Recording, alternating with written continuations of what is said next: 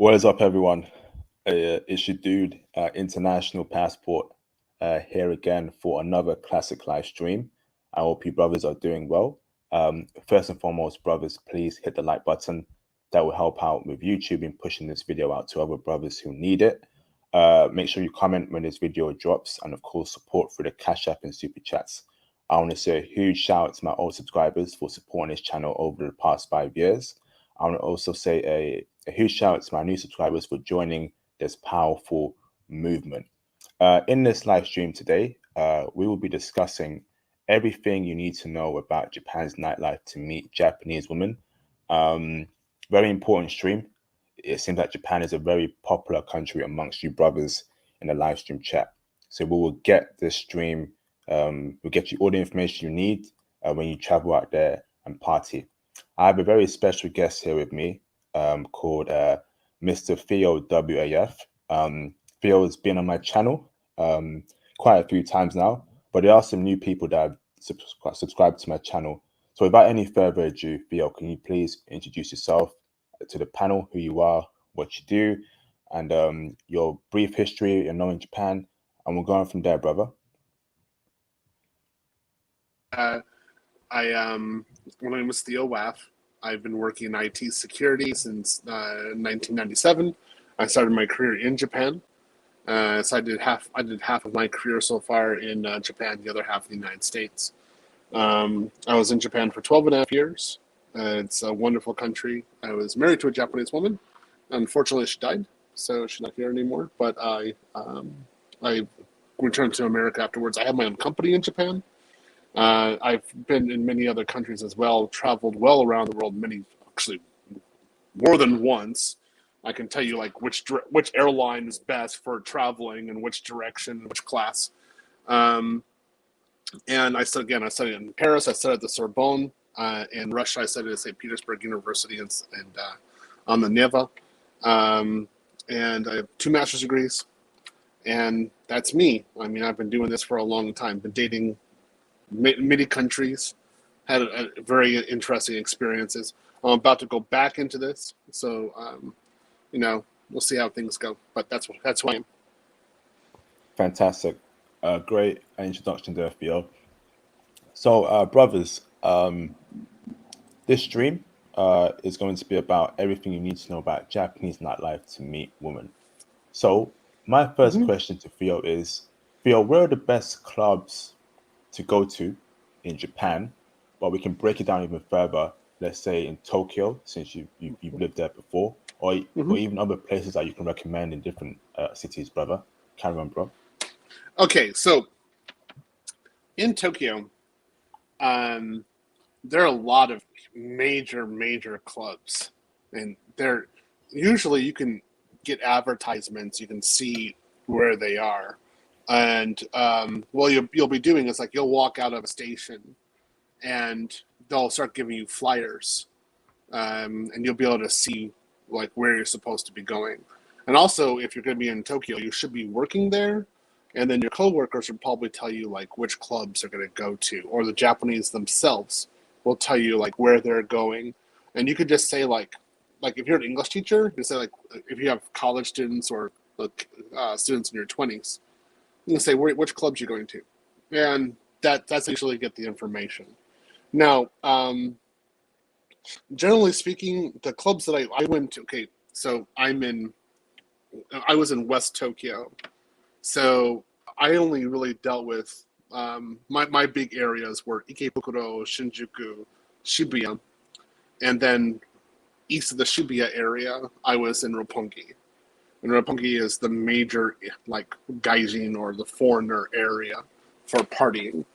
So, also some of the best clubs in Japan, or actually in Tokyo, at the time were actually in Roppongi. So, I would go there usually on a Saturday night. Not so much on Friday night, I was usually tired on Friday night, but Saturday night I would definitely go there. That was usually in my late 20s, before I got married. And I would just have fun. This is usually where I had some of the best times. So the first is, again, you need to know where to go. Again, those are my areas where I went to. And you're talking about Tokyo. There's not really a club around Tokyo Station, in case you guys want to know. There's nothing really there. Akihabara, they have some interesting places, but not really clubs. It's not really where you go to for a party. It may be like that now. I wouldn't go there. Ueno Park also is an interesting place, but it's not really a clubbing area. And then you have Shinagawa, which is down in the the southeast, and there's not really a club there as well. Now you might go to Odaiba, and Odaiba is the island where you have to take a little train, and there are clubs there now, and it's expanded, and there's some really fun stuff you can do there. But the big ones, the fun stuff, is usually going to be Shinjuku, Shibuya. I'm going to give you advice about Shibuya, and then also Roppongi. Roppongi is where the crazy stuff happens. Thank you, bro. Great introduction there. Can we now break it down to what happens in Shibuya? What specific clubs to go to in Shibuya? How to navigate your way there, and the women there that you meet in Shibuya, if that's okay with you. Okay, so we had another brother talking about his experiences in Shibuya. I'm going to talk about my real advice for Shibuya. You don't want to go to a club in Shibuya. There are a lot of clubs there, but you don't want to go.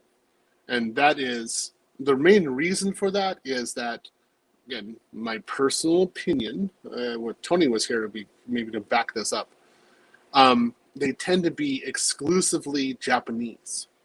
And so one of the things you need to do is, if you're going to a club, or if you're any club, you first want to put your head in there, or you need to say like, "Gaijin daijoubu desu ka?" And that's basically saying, "Are foreigners okay?"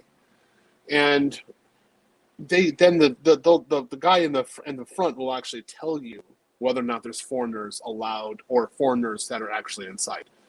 Generally speaking, if it's 100% Japanese club, there's only like really Japanese in there, and you're not going in there with a Japanese date, you shouldn't go in there. It's going to be kind of like a monolith culture, and it's not going to be too fun for you. And it could be really dead in one way or another, or boring for you. So you're not going to really want to go there. However, if you're going, let's say that, okay, let's talk about Shibuya real quick.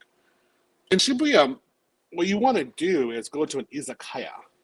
And izakayas are basically like foodie areas where you get really traditional Japanese food. And there, like, they let foreigners come in there all the time. They don't mind at all. And so they kind of, like, if you're a foreigner going in there, girls will come up and talk to you. Yeah, especially if you're alone. They're like, "Hey, come over here and talk with us." And that's a good way to actually meet people. And then I always said, if you're like Shibuya, you can just do cold approach straight out. You actually don't need to go to a club. If you really want to go to a place and drink in Shibuya, I would really recommend going to outside bars. There are a lot of them. There's zillions of them. So you might find like a bar that like has seats outside. Go to something like that and then actually talk and be social. That'll work. But in Shibuya, the clubs tend to be a monoculture, and you don't want to deal with that. Now, where you do want to deal with things is in Roppongi.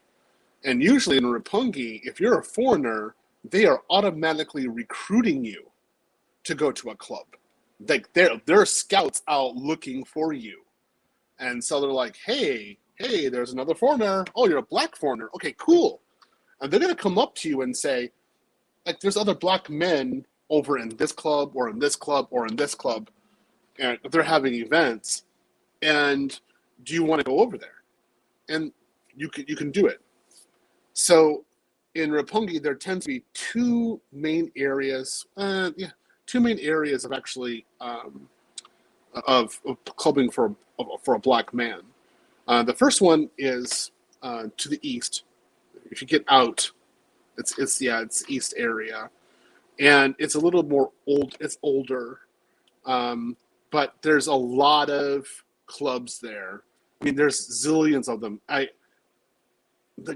You'll get flyers as you're coming out, and they're like they feel like holes in the wall, but you might have 200, 300, 400 people, maybe 1,000 people sometimes in there, and they're expecting you to go in. They kind of like dives, not so high level, but it's fun. You can do some dirty, dancy grinding in there. Now, if you go to the west, again, there's a lot of exits in Roppongi. So if you leave Roppongi Station, you go to the west. There, you get to have some high level clubs where interesting stuff goes down. And if you have money, make sure you've got some cash. You can have a lot of fun there. And so you want to be a little bit. I mean, we want to wear some jeans, wear some khakis, but you want to show that you're a little bit more established. And when you do that, they'll say like, "Hey, you want to go to this club? Do you want a woman next to you?" And that's when the fun starts. Oh, carry on, Theo. Sorry. Yeah, so that's when it might be good to speak in Russian. So you might have like like I had this happen to me more than once. I'd be in a club and I'd have a Japanese girl on one hand and a Russian girl on another, and I'd be speaking in both of the languages. Yeah, and I'd have some fun. That was some crazy stuff. But they knew it. It's all controlled, so people are watching you. You can go out there dance, you can go out and have a fun time, but people are watching you. So, yeah, go to the next part. Just don't be stupid while you're there. Watching in terms of like if you touch on the wrong places, if you try and do something stupid like that, I'm guessing. You can touch, but you can't like be aggressive sexually. If you do something a little too aggressive towards the girls, something to come out.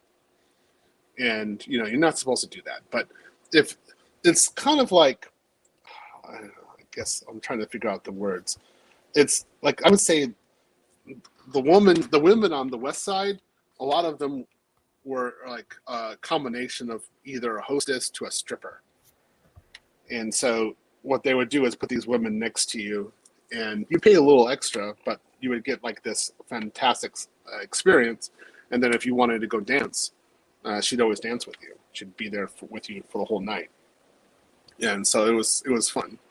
Yeah, that was some really good experiences. But you can say like, you want to be with a Russian woman. You can, if you want to be with I don't know, Chinese, Thai, Japanese, Latina. They might, a Brazilian. Yeah, they might like arrange it for that kind of girl to come over to you. So I did some really crazy stuff on that side. I had some really wild experiences. A lot of stag parties were out there. Yeah. Yeah, okay. I haven't talked about them before, but yeah, I was out there. I was definitely out there. So usually if you're a foreigner in the beginning and you're coming in, you're not knowing that much, you're probably going to go to the east side. You're going to go to a lower level club. And there might be some, like, the clubs there kind of change over time. Japan very, very changes. The one that I went to back in the day was Velforet. I don't know if anybody in the chat remembers Velforet or they heard of Velforet. I loved Velforet. A lot of the good trance albums were from there. They would produce their own music. So I was just a really big advocate of Velforet. I was there all the time. I was just actually looking to see whether or not I have any Velforet CDs. Oh, do I? Oh yeah, here it is. Oh, good. I got one here. I was hoping I had one. So this is one of Velforet's CDs, and this is Cybertrance 09, Best Hit Trance, and this is produced by Apex Tracks. And like when I was there, this was the bomb.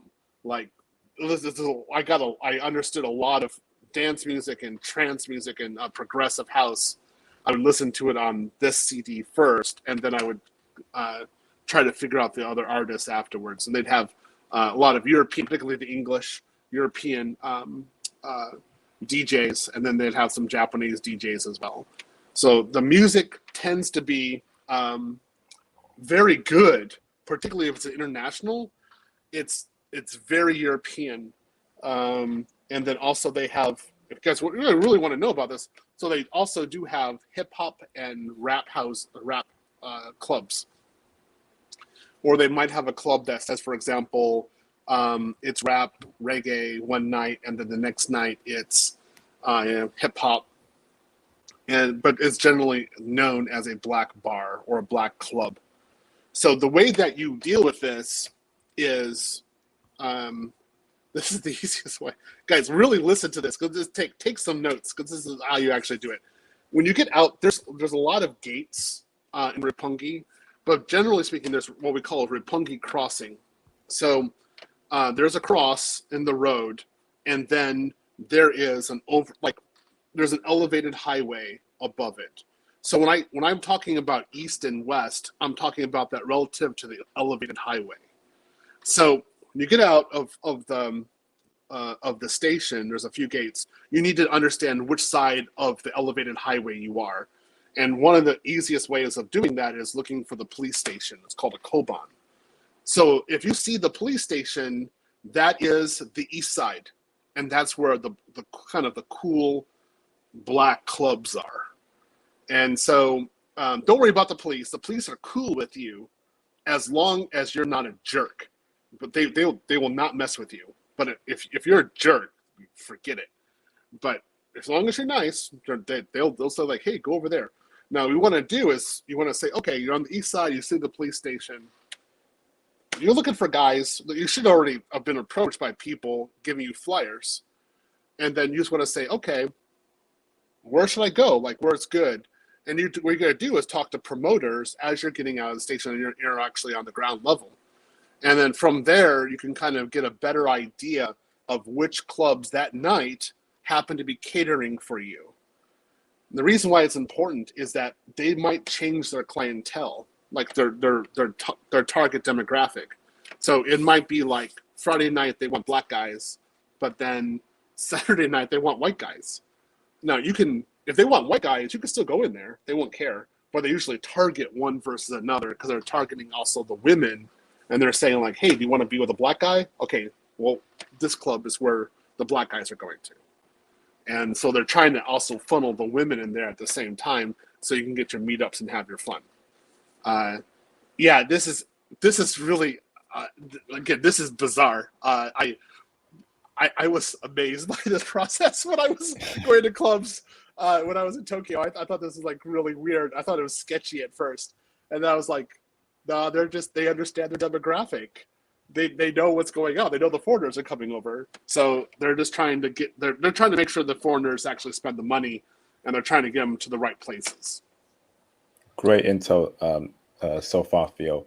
So apart from, actually, let me read a couple super chats, but I'll give you a break. You spoke for 18 minutes in a row. Sure. I've got a cash app from the legendary. Hold on, brothers. The flip. Cash app from Frank Harris. What's up, Frank Harris? His cash app £7.26. Thank you for the support, Frank Harris, a regular supporter brother. I appreciate the cash app, Frank. Got a super chat from Thomas Demihin. Shout out to Thomas Demihin for the £1.79 super chat. Big up IP and Theo for another classic SYSBM. Japan. Thanks for that, brother. Much appreciated. Thomas, the legend. Thank you, Thomas. Got another super chat from Irregular Data, 20 Canadian dollars. Another classic in the making. Yes, indeed. Thank you, Irregular Data, for that super chat. Thank you to Neil Gotti for the $4.99 super chat. Love the show. Thank you, brother. Much appreciated for the super chat, brother. Thank you, bro. Shout out to Israel Davila for the $4.99 super chat. He says, shout out to Theo on IP. I see Japan. I click faster than the speed of light. That's pretty quick, bro. Speed of light is the fastest substance in the history of mankind. Shout out to Israel Davila for that, man. Shout out to Mr. International for the $5 super chat. He says, thanks, you brothers. When I was a kid, I loved anime to the point I knew some Japanese. Now I know how to navigate in Japan from this and past streams. Thank you, bro, for the super chat, brother. It's much appreciated, bro. Shout out to the legendary Mr. Conrad Grant for the $5 super chat. Shout out Happy Friday IP and Theo WAF. Thank you for bringing another classic stream. Sending blessings your way. Seriously, should start members only chat. I'm looking into that. This channel may go into membership. I'm considering it, and that means you have to be a member of this channel to comment. But you will get special benefits. I'm looking into that. Shout out to Conrad Grant for the $5 super chat. So let's carry on. Theo, hold on, Theo. Hold on, brother. Okay. Whoa, I've got another cash app from the legendary Frank Harris. Hold on, brothers. Shout out to Frank Harris for shout out to Frank Harris. Shout out to Frank Harris for cash apping £14.53. Thank you, bro. Thank you, bro. You cash app two times already. Thank you for the support, brother. Frank Harris, legendary shooter. Legendary person. Thank you, Frank Harris, for the £14.53 cash app. Shout out to Wealth Engineering for the $2 Canadian super chat. Thank you, Theo. Yes, thank you, Theo WAF, another legend. Thank you, brother. So, Theo, so we spoke about Shibuya, Roppongi. What other place in Japan, in Tokyo, sorry, is good for clubbing? And how do we navigate that area? You said Akihabara. No, I know for a fact that's more of an anime manga vibe. Definitely no way. Anywhere else, bro? Let me talk about this for a little bit because I just remember this. I was actually kind of happy about this because I just remember the Hibiya line. That's a tube line, as you would say, it's a tube. As other people say, or it's Japan, they say it's subway. I like the tube. It actually sounds a lot better. So the subway goes from Roppongi to Akihabara. I just remembered that. I was like, wait a minute, it goes through there, right? Yeah, I was like, yeah, I used to do that. So what you could do, actually, if you really wanted to get your freak on, is you could like spend your day in Akihabara and do really crazy stuff there, and then take the train at night and go to Roppongi and have your fun there. It would actually be better if you actually had a hotel in Roppongi. A little expensive, it's a little pricey, but you can do it. And the girls would be really impressed if you were actually in a hotel there, because it's kind of high level, but there's some really good hotels in Roppongi. Especially like now they've really developed it. And when I was there, it was a little bit more of a dive. But you could actually do that, and the girls would love it. They would think you're the man. You would be definite status, like high level stuff. So other clubs you can go to, of course, Yokohama. So you can go to Yokohama, and what you would do there is, oh my goodness. So you go to, what happens is so there's Yokohama Station, and you go to the west, and to the west there are a bunch of small little izakayas all over the place, and then if you go a little bit further, they're going to be clubs, and this is going to be the same thing. You're going to be looking for flyers, and if they might actually give you flyers right at the station, they might be telling you to go to another station.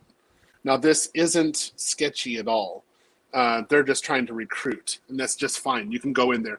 If a recruiter comes up to you in Yokohama Station and says like they want you to go to a club, that means they're really looking for a foreigner. They're actually looking for a black guy to go to a club. Don't worry, it's not going to be dangerous for you. You're going to have the time of your life. So that's one to go to. Now, if you're other places where clubs I went to were in, oh boy, memories. So in Shinjuku, there's Kabukicho, and there are kind of clubs in Kabukicho to go to. And this is where you need to have some street smarts. And I want you guys to really listen to this if you go to Kabukicho and club. You might have a kind of a crazy time in Kabukicho in a club.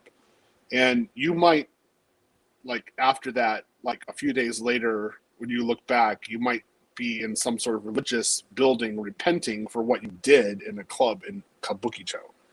So it's a little wild. And that's definitely one place where they'd be hunting you down. They would definitely know who you are, and they'd be looking for you. And at that point, they would you go to a club maybe 200 or 300 people, but they would definitely be pairing you with a woman, Chinese, Korean, Thai, Filipina, something like that. And she would probably be trying to try to offer you some services. So it depends on what you're up to that night. Don't do it, but they'll definitely be trying to get you to do something. I went there, and I remember I was drinking so heavily, and fortunately, I was there with my wife. So when they would come up to me, I was like, I would just say, I would show my ring, and my wife was there until they just go off and do something else. But I had friends there who did some really wild drinking there. So in that area, the clubs are, again, much more low key. If you're looking for a club that's kind of high level, that's going to be kind of glamorous, and there'll be a lot of other foreigners there, Roppongi is your place. In Tokyo, Roppongi that's where you're going to go. Roppongi. That's where the Japanese are going to go as well. If you're going to look for something kind of like a dive, kind of dirty, something you want to talk about later afterwards, you go to Shinjuku, Kabukicho for that. And if you want something that's kind of friendly, but kind of wild at the same time, that's you go to Yokohama Station. And that's not that hard to get to. You can actually go for Yokohama Station directly from Shibuya Station. Now, let me explain one thing. This is a cautionary point that you guys need to be very well aware of. Listen to this and do not try to violate this. Okay, this is very important. If they say foreigners are not prohibited, they say foreigners are prohibited and foreigners cannot enter, that means foreigners cannot enter. And you are not to try to enter into there. That's actually, it's kind of like a poisonous frog that has a certain color, and it's kind of like, hi there, you shouldn't touch me. And you're like, okay, thank you. I understand I shouldn't touch you. I'm going to go someplace else.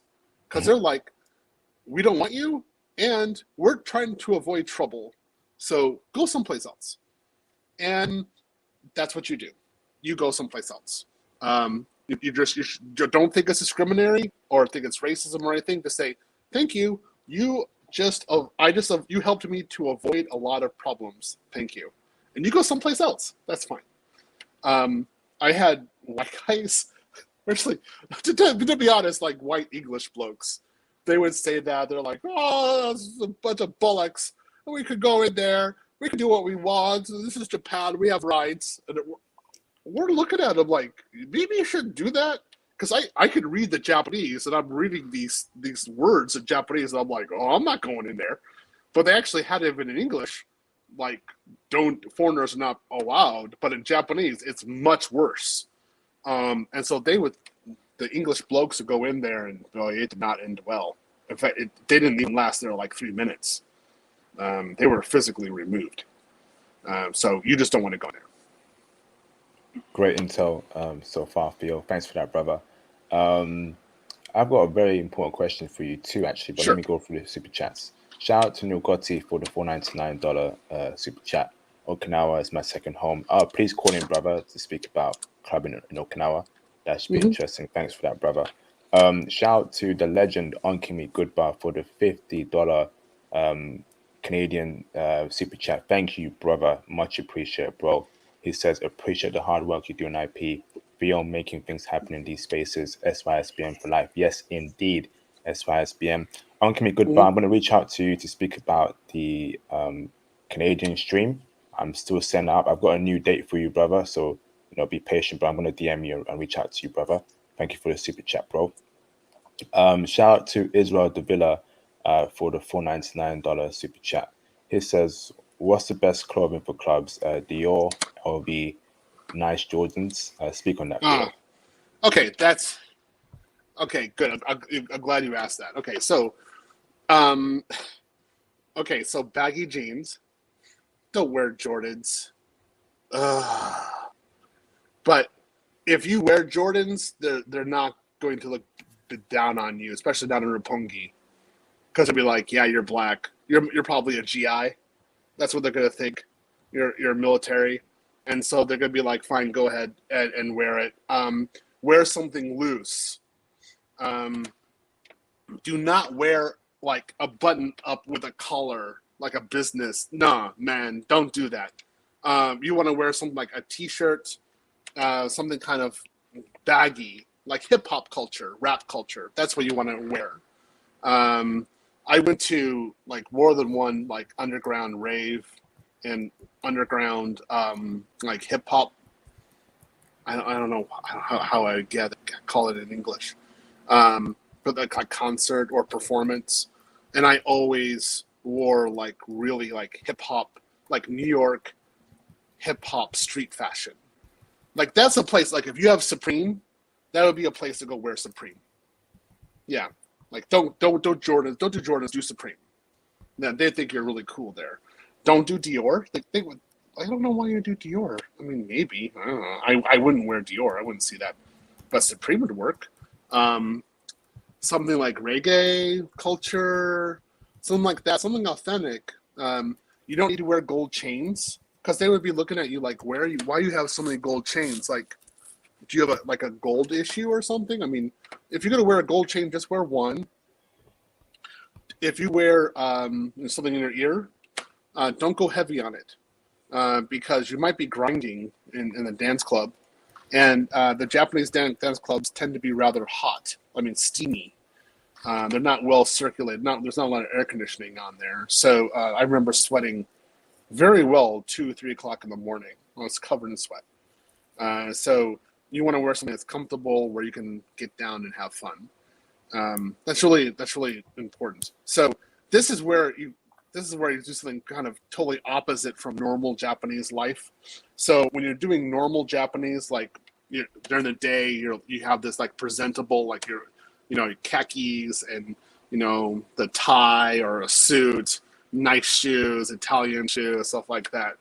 When you go out clubbing, particularly if you're black, you can go dirt. You can go dirt level. Um, I again, I'm just thinking about Dior real quick. Somebody in America might notice that, but the Japanese really wouldn't see it like that the same way. They don't see Supreme though. I know that. Yeah, that would work. Okay. Thanks for that, Theo. I got a question for you directly. Sure. There's a club called Ageha. Have you been there before? It's the biggest club in Tokyo. Club Ageha. Ageha?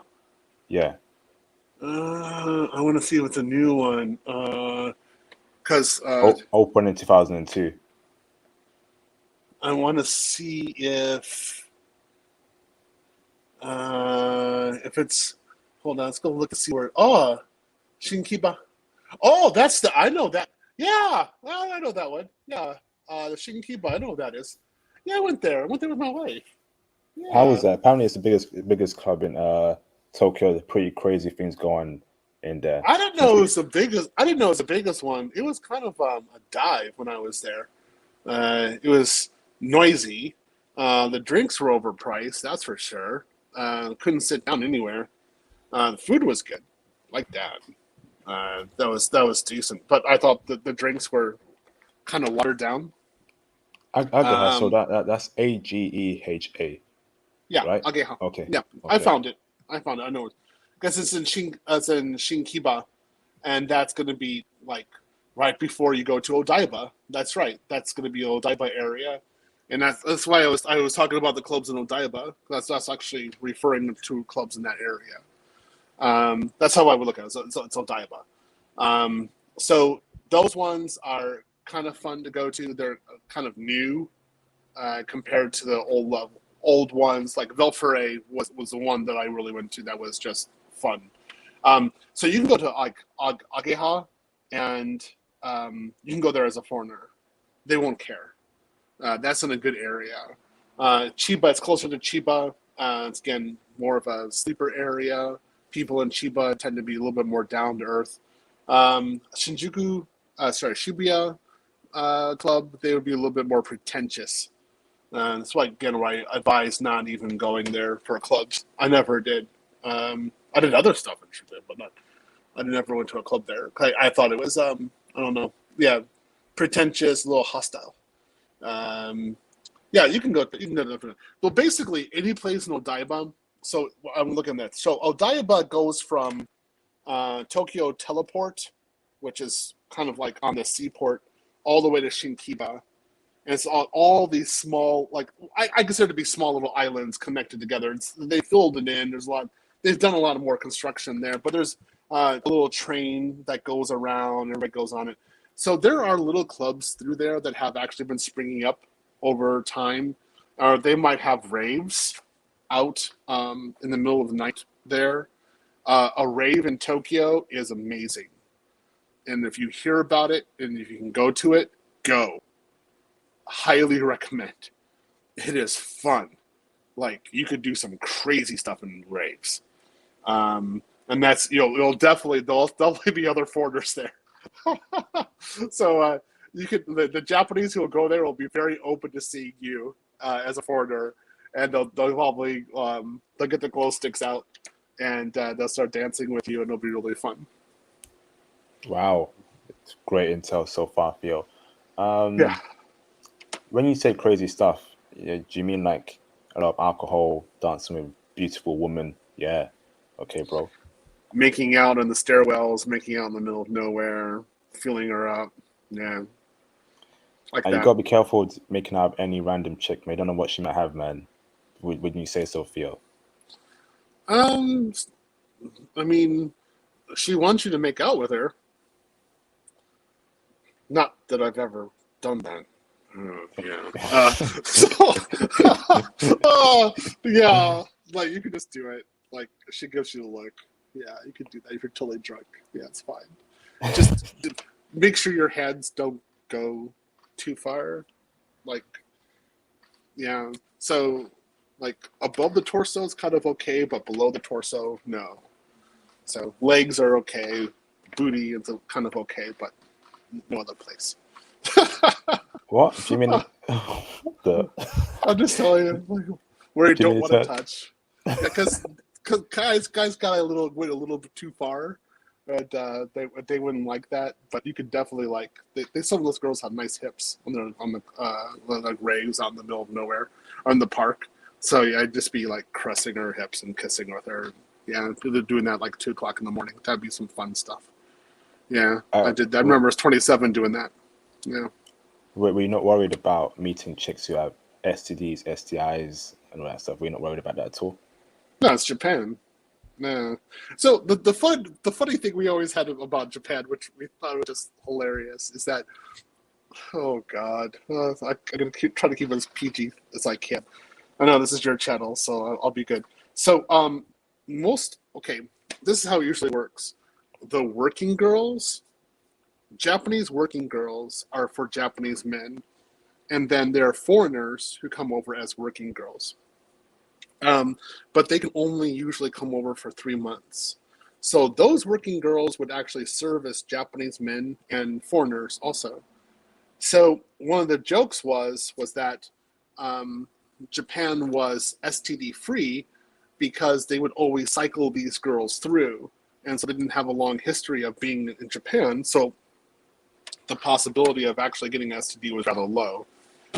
There used to be all kinds of cartoons on this and memes about this. It was like an ongoing joke. I just thought it was funny. I was like, man, you guys are bad, but it's actually really true. I mean, I saw that with my own eyes. I saw that kind of circle, that pattern happening. Wow. So, Theo, questions for you now is in the club scene, what type of Japanese woman will you meet? Especially, I want you to break it down as to where you meet certain types of Japanese women. Where do you meet homely, wifeable Japanese women in the club scene? Where do you meet the futs and the hoes? in the clubs in Japan? Where do you meet the ones who are married who are cheating or doing nonsense? Where do you meet the ones who are students? Early 20s, 22, 21, 20. Break it down, Spear. Okay. You really want me to go crazy, don't you? All right. Yes, please. So the younger girls, college girls who are kind of nuts, that's going to be Yokohama, Kanagawa. I've said that before. Like those girls in those clubs, man. So there's all kinds of places. Like there's clubs around Chinatown.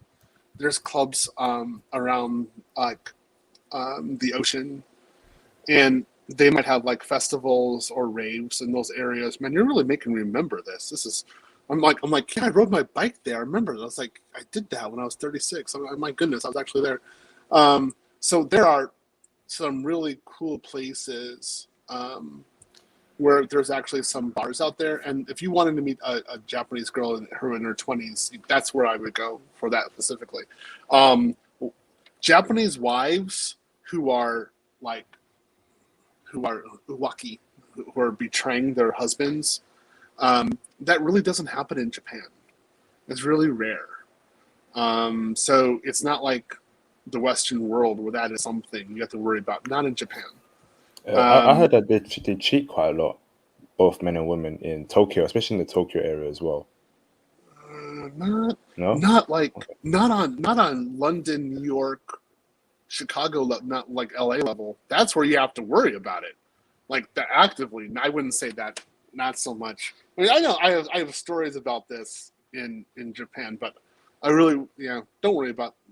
Yeah, the possibility of you hitting on a foreigner. Sorry, the possibility of you hitting on a Japanese wife who's married to a Japanese man is slim to none in Tokyo. So Roppongi, that's where you're going to meet the girls who are there to meet you, and they're going to be OLs or office ladies, and they're going to have their own job, their own place, and they are there for a foreigner, like they want to get smashed by a foreigner. So they're going to be there. The ages, I would say, easily between 22 and 32. I dated a lot of 27-year-olds there. Remember that, between 21 and 27. That's where I was doing some damage there. The smart ones, so a little bit more to the north. No, to the south, a little bit to the south of Roppongi. Not that far, but to the south. There's something called Roppongi Tower. It's this huge skyscraper. And in that area, they had girls who knew how to go after brokers, like millionaire brokers. And in that area, the girls, those were definitely country girls. Like, what would happen is, like, the girls from Yokohama, they wouldn't be just in Yokohama. They would just go up to Roppongi, to the south part, and look for the brokers, and then they would just date them over there. That was some fun stuff. I went to some cool places there with that, but the brokers were there, so they were a competition. So I'm not a multimillionaire. I can't deal with that, right? So let me think. So most of the girls who really want to smash are going to be on that east side of Roppongi. And then the west side of Roppongi is, again, the wild area. You might get Japanese girls who are like 21, 22 years old, and you don't know if they're working and trying to get you or if they're really just trying to get you. And it can go both ways. Now, my always view. See, when I was in Osaka, I would have this kind of stuff with like the bar scene in Minami, because I would go down there drunk and I would just go from place to place, and then there would be some clubs that I would go to every once in a while, but I don't remember it as much because the street scene in Minami was so much bigger for me. I wouldn't really want to go into the club in there that long. But I would say Roppongi, that's definitely there for the foreigner. Now, in in Shinjuku, in Kabukicho, that's slime. Man, that's gonna be some dirty slime there, man. That's gonna be the stuff that like, ugh. what did I do last night? The Japanese girls you're going to meet there, maybe you don't want to meet again ever in your life. They're like, what did I do? Yeah, how low did I go? But it's not going to be as bad as you would have in the West. We were like, ooh, did she have teeth? Like, she's going to have teeth. She won't have an STD. But you'd be like, that wasn't so good. Fantastic, bro. So going on this question now, what are the bad spots to avoid when you club in Japan, in Tokyo specifically? I've heard that there's a lot of Nigerian scammers there. One of them being they try to entice you to come to some clubs, they overcharge you, you can't pay it, they get your accuser on you, they stop you from leaving the club or something. You got to do, I don't know, break it down for us, Theo, and other bad parts as well in the clubbing scene in Tokyo. Okay, so basically, the way there were the Nigerian scammers, I do remember that.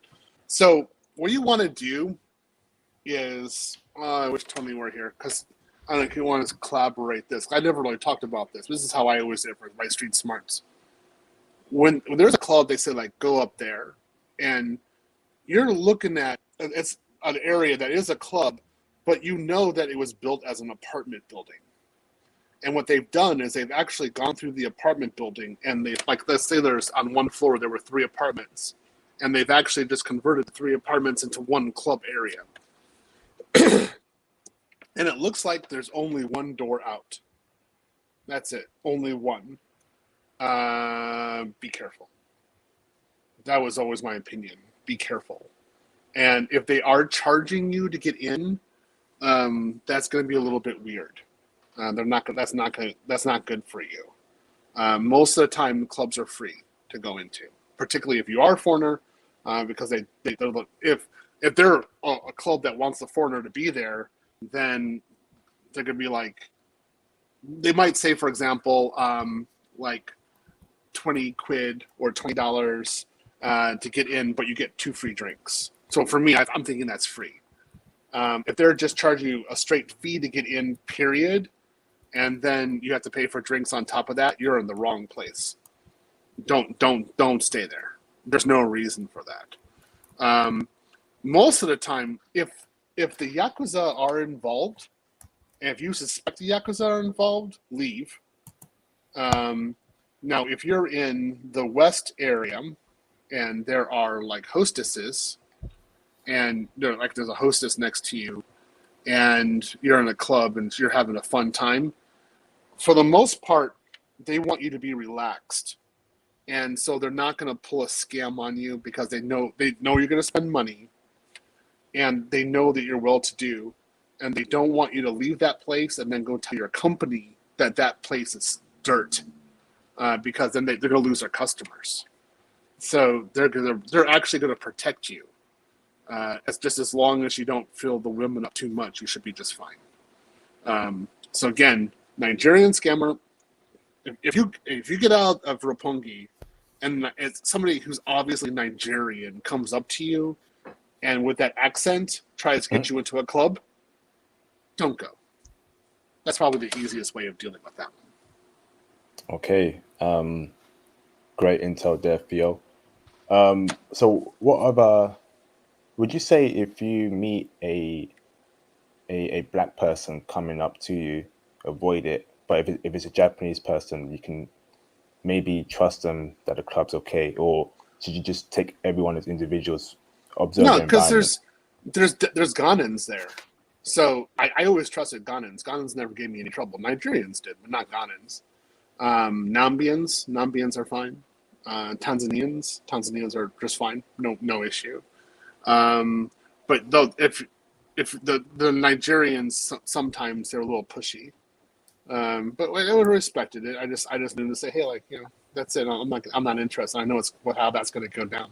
What I would do sometimes is that the Nigerians would like give me the flyer, and I would say, oh, maybe, and then I get like a hamburger or something because I'm going to drink, so I get filling my stomach first, and then I would go look at the place to see how it is, and if I saw that there was only one exit or there was really dimly lit, then I usually wouldn't go in.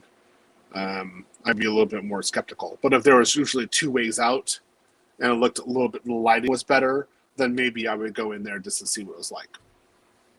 And should you also go to prioritize clubs where there's queues for it, which shows you that it's a legitimate club, it's safe to go there, where people are queuing outside for it? When it's an empty club where no one's outside, it's like a flipping West End movie, in the middle of a desert. You should avoid that.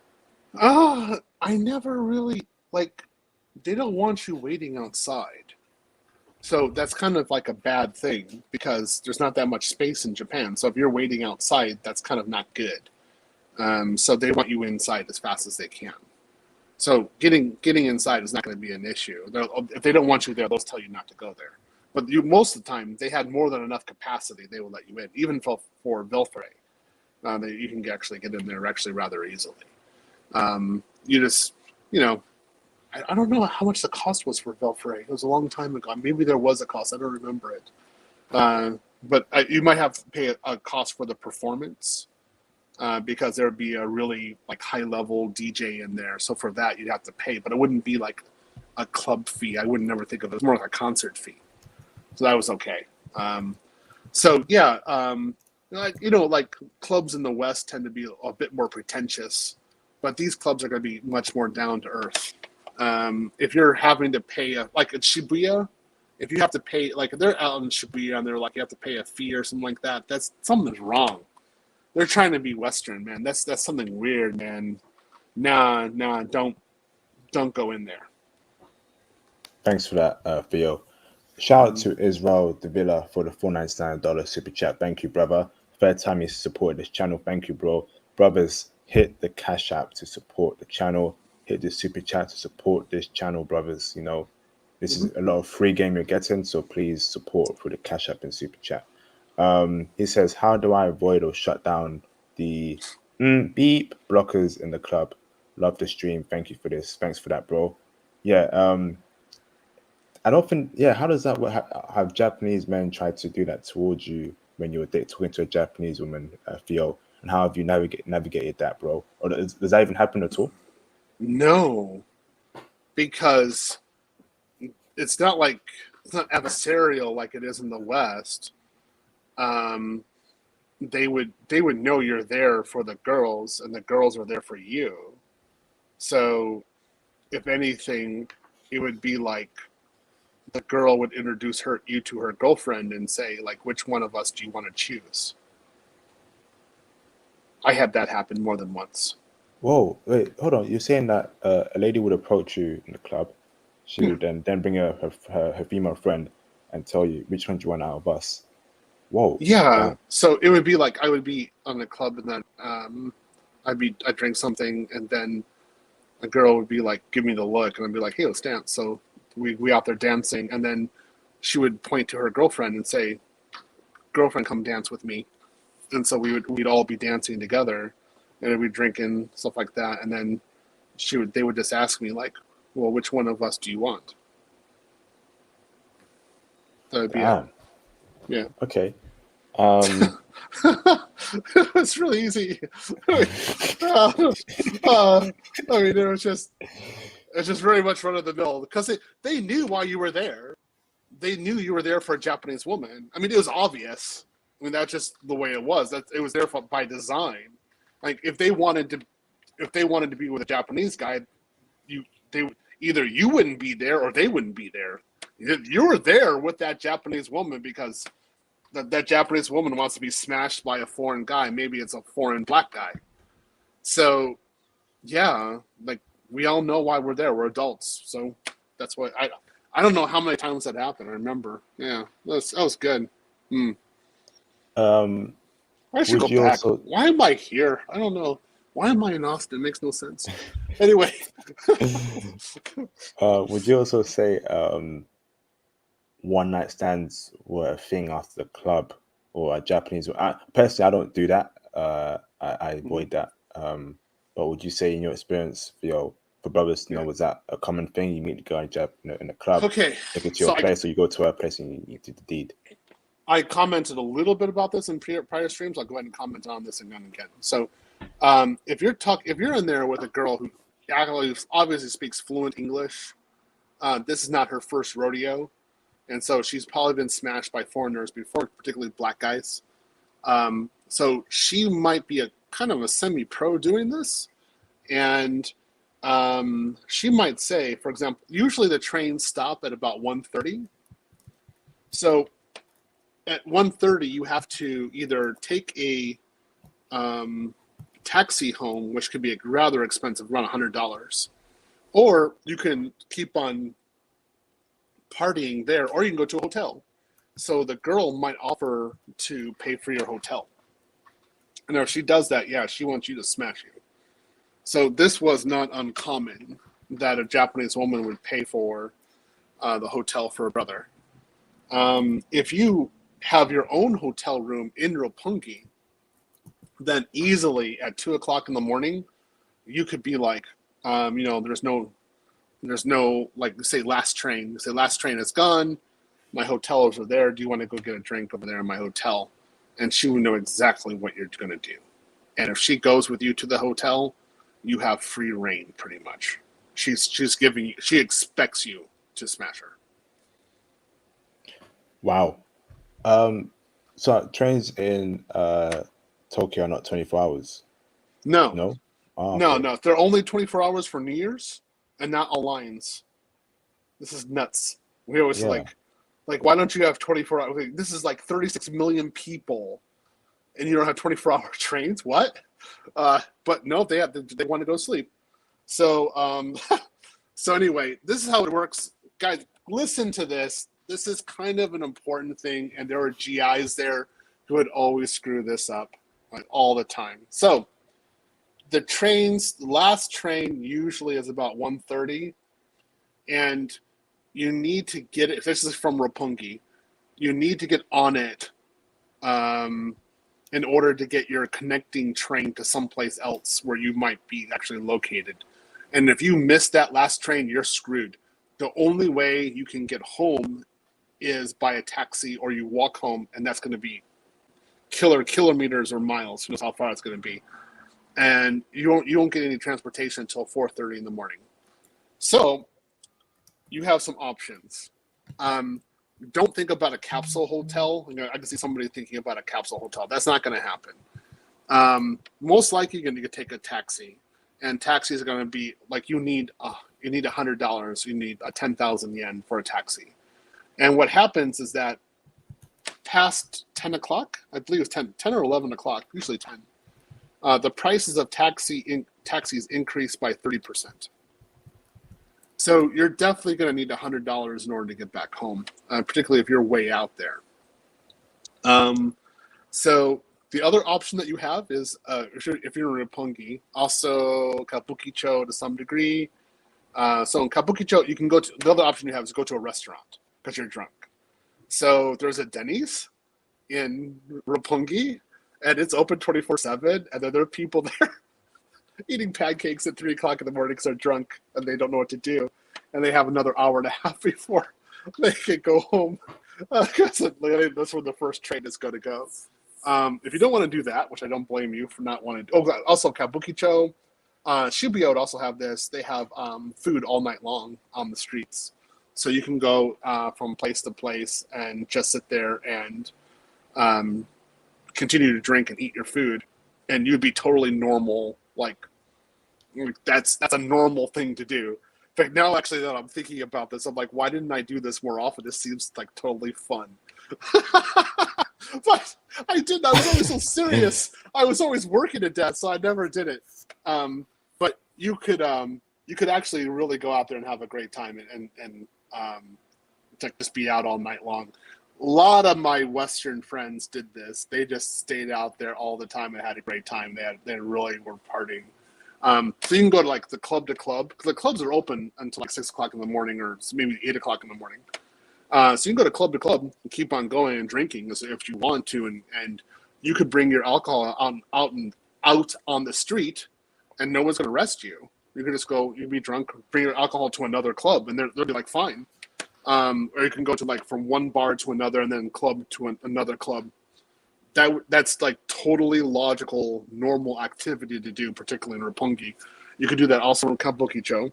Um, Yokohama, no problem, man. You could be dancing out on the streets in Yokohama with like two 20-year-olds drunk, like beyond all comprehension, making out with both of them, and it's no problem. I wouldn't even think that's any big deal. Um, yeah, that's all. That's also just around Tokyo's the Yokohama station. Can you not get a hotel when you miss the last train? I would have the hotel first. Like I would plan Okay. it, because there's a lot of people, Mm, right?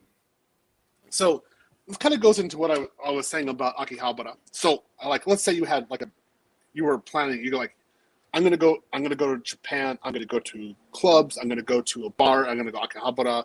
And I'm gonna go to other places and shop and do stuff. And so I'm gonna have this fun time. This is what I'm gonna do. I'm like, okay, great. That's what you want to do. Um, get a hotel room in Roppongi and spend at least $200 a night on it. For me, that's nothing. But some guys, that might be something. But the experience would be well worth it. So then you would go like shopping during the day, and then you would actually go to Roppongi. So you go back to your hotel room for Roppongi, put your stuff there, and then go do your street scene and go from bar to bar and have fun.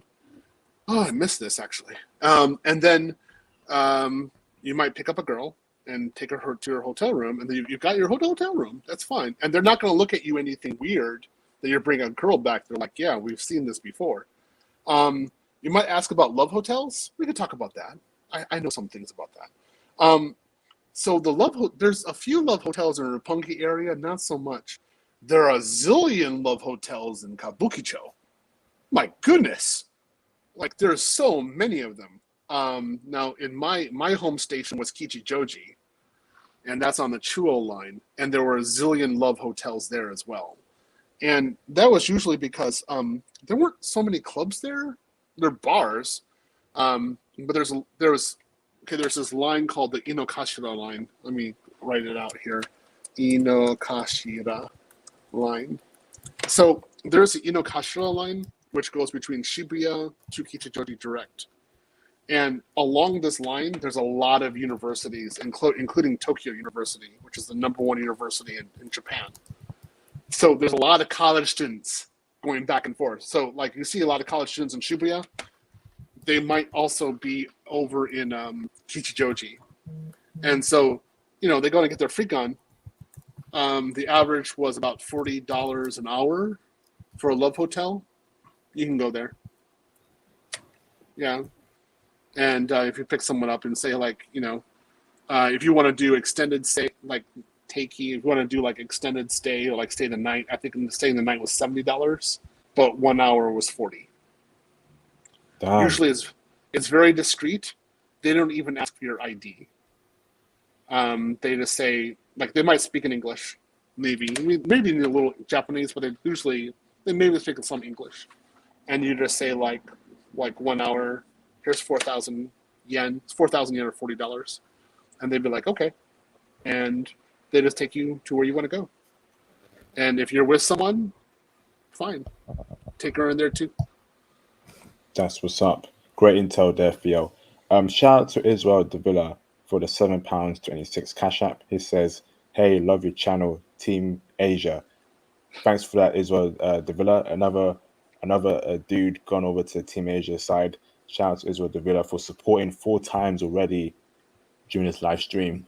If you have not cashed apped or super chat and you're actually getting this valuable information and you like it, please, brothers, don't be a person like that. Please support the channel. Me and Theo have taken out our time to give you this classic live stream. So please hit the cash app, hit the super chat to support the channel, brothers. Please. Shout out to Israel Davila. Shout out to Victor. Shout out to Chief Paper Chaser for the £20.34 cash app. Thank you for that, bro. He says, "Thanks, IP and Theo, for another classic." Thank you, brother. I've not seen your name before, brother. So shout out to Chief Paper Chaser. Much appreciated, brother. Thank you. So, are there any other bad spots, bad things about clubbing in Tokyo that brothers should be aware of? Theo that Yeah. we haven't mentioned yet. Go on, bro. If they're cold, if you're going into a place there's only Japanese people and they're cold towards you, don't go in there. You're not welcome. You need to know how to read the body language. So, also, if there's a lot of Japanese hostesses, if there's a club with Japanese hostesses and there's no foreign hostess, don't go in there. You are not welcome. They may not say it to you directly, but you should not be in there. Because that really is for the Japanese man. Yeah. So don't do that as well. And if it seems that everybody is really young, like everybody's a college student, don't go in there. It's just not going to be for you. It's not that they have there's a special reason why they're doing it that way. Respect it. Let them be. Don't go in there. That's my best recommendation for you. Yeah, just have some street smarts. What you want, the kind of club that you want, is for somebody who recruits you to go in there. And when you go in there, they're like, hey, like they're speaking English to you practically. They're like, hey, good, the foreigners here, good. But they're like, oh, black guy, black, Kokujin. Like, oh, good. That's good. That means they actually want you in there for a reason. And that's usually because they're meeting people up. So that's going to be good for you. If you hear rap music being played, it's great. The Japanese music is called J-pop. If you're going into a club and like you hear only J-pop from the outside, J-pop's very obvious because usually like a lot of J-pop is sung by Japanese women with voices that are really too high, and they need bass. You're kind of like, you need some black in you, man. Yeah. If you hear that really high from the outside, it's obviously it's J-pop. Don't go in. You're not going to do well there. But Why is that? Because it's only one client. It's a monolith. It's only Japanese people, and it's really a so. They kind of segregate the market, which is this is good. So, like, okay, so you're a black foreigner, right? Tall, strong. If you're in a club with Japanese women, they're gonna go for you. Like it's gonna be easy for you to compete. So how do Japanese guys compete, right?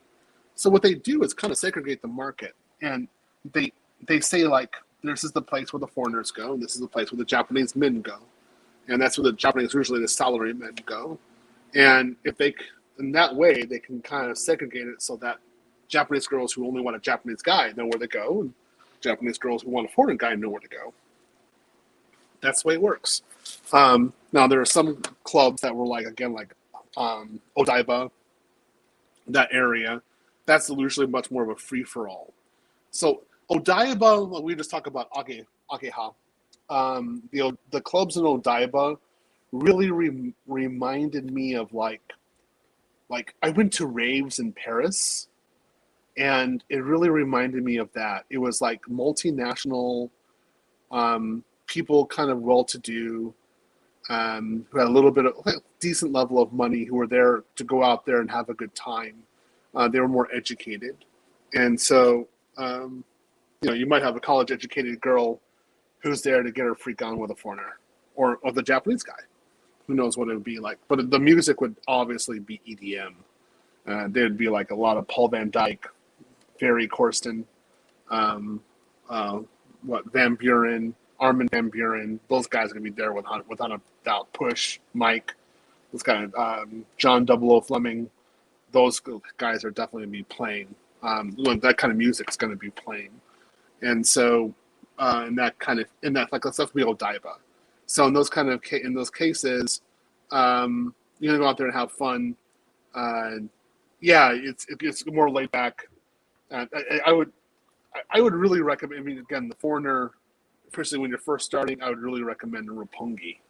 It just solves a lot of issues, and it's really tailor made for you. They know you're going there to drink and fondle women, so go to that club.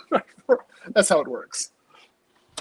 Thanks for that, Theo. So, brothers, avoid places where you see all Japanese people. If it's all Japanese faces there, you want to avoid it. It's not like in different countries where you walk into a club and you're the only non-black person there and you get all the attention. There, like in Russia, Ukraine, it's different in Japan. They've got rules there, so you got to really see the scene. If you see all Japanese faces and no foreign people, avoid it. Wouldn't you say? So there's got to be some foreign people there, some black people, white people, and Yeah. go to that club. If it's all Japanese faces, then don't go there, brother. It's not like Europe where if you're in Russia and you walk in, you're already the center of attention and the attraction. Different in Japan, isn't that right, Theo? Yeah. That's definitely true. They're gonna set it up because they know what's going on. I mean, it's obvious.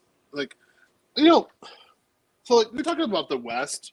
The West play this. The Western women play this game where they're like, "I'm barely wearing anything, but I don't know if I want a guy or not." A Japanese woman would be like, "What the hell are you doing? I mean, obviously you want a guy. Why are you half naked or just barely naked?" So the Japanese would just be like, "You're just being pretentious. You're just being stupid. Why are you doing that?" So the Japanese woman is also working, right? So her point of view is like, "Hey, I worked. I had a hard week. I have my money. I want to go to a place and I want to meet a certain kind of guy. Where do I go?"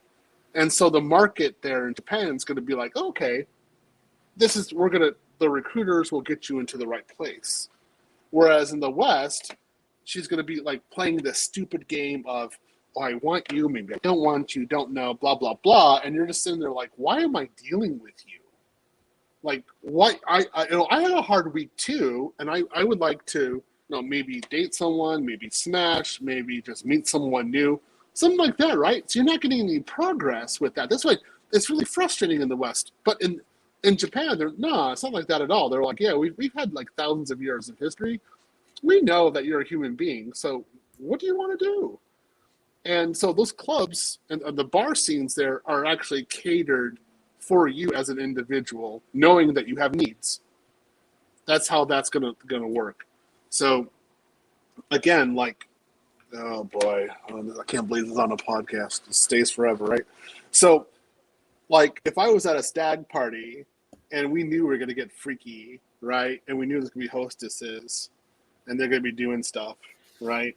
I knew where to go, and sure, the yakuza might be there, but that's just to make sure there's peace.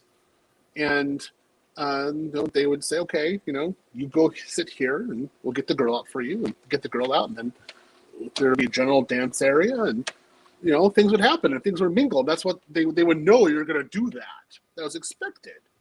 They want you to relax and do it. Whereas you might be in another place where the girls are looking for a GI, right? Like the Japanese girls are looking for a GI, so they're looking for this taller. No, when I say taller, like that's like 5'6" and above. That in Japan, that's tall. So they're looking for this like taller foreigner who can dance and maybe grind while doing hip hop, and she can be there at 2:00, 2:30 in the morning, drunk with her arms around a black guy, and she feels like she's with Tupac or she's with Will Smith, and she's living this fantasy with you. Really, I'm serious. This is what's really going on.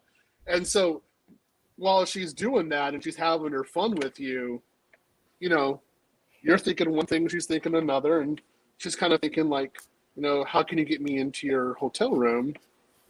Maybe that's it, or maybe you'll talk with her the next day. Who knows, man? It's Tokyo. It can go either way, but at least you get these moments that are kind of surreal. Why didn't I do this more? My goodness, I'm actually thinking right now, like, what was I doing? I was working and studying. Why was I doing that all the time? I could have gone out and gotten smashed all the time. I was so nice. Oh my goodness, what was I thinking?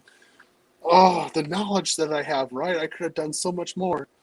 I've got a question, but let me read Sure. these super chats real quick. Shout out to Israel De Villa for the $4.99 super chat.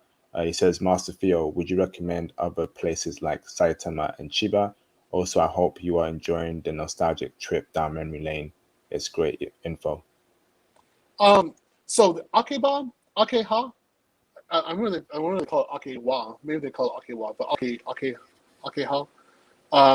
That's really on the edge. That's in Shinkiba. That's really on the edge of Tokyo and Chiba. So just go there. Like, don't go to clubs in Saitama. Don't do that for the heaven's sakes. So Saitama people go to Ikebukuro to go to clubs. So Saitama is a place where you go to sleep, or you go to a lazy bar.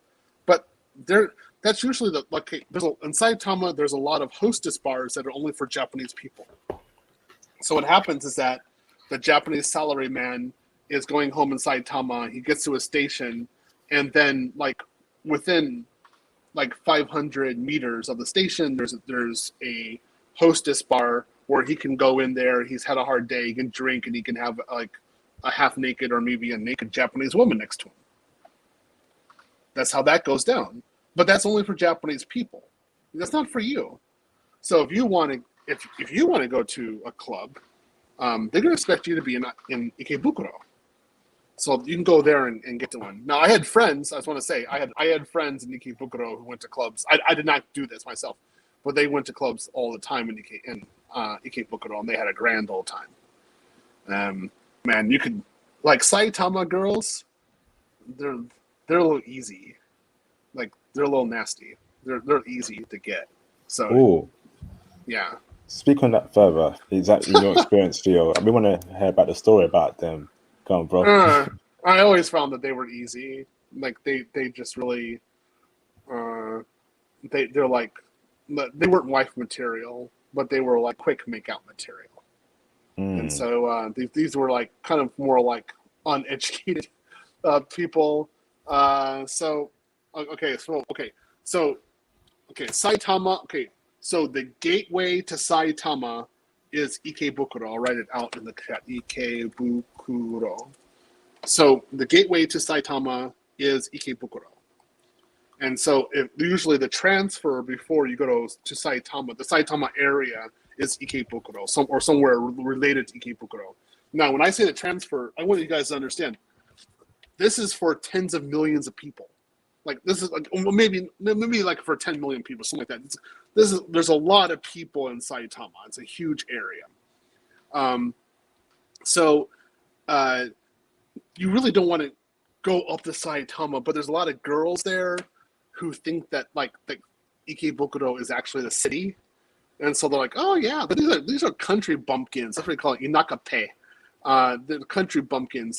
They don't know that much, and so they're just they get up and they're all glitter on their makeup and stuff, and they wear these skirts that are way too short, and they're like, oh, I can go out and find a guy, and oh yeah, I can go to a club. Oh yeah, we can have a good time. But that's what it is. They think that they're actually have arrived there, whereas I would be like, Ikebukuro, it's low level. I don't even want to go drinking there. I mean, I did it a few times, but it's I don't even care about it because my minimum requirement was Shinjuku, and Shinjuku was much better than Ikebukuro.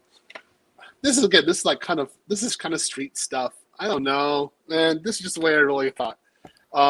So if I'm going to go out and drink and have my fun time, I'm either going to go to Shinjuku, Shibuya, Roppongi.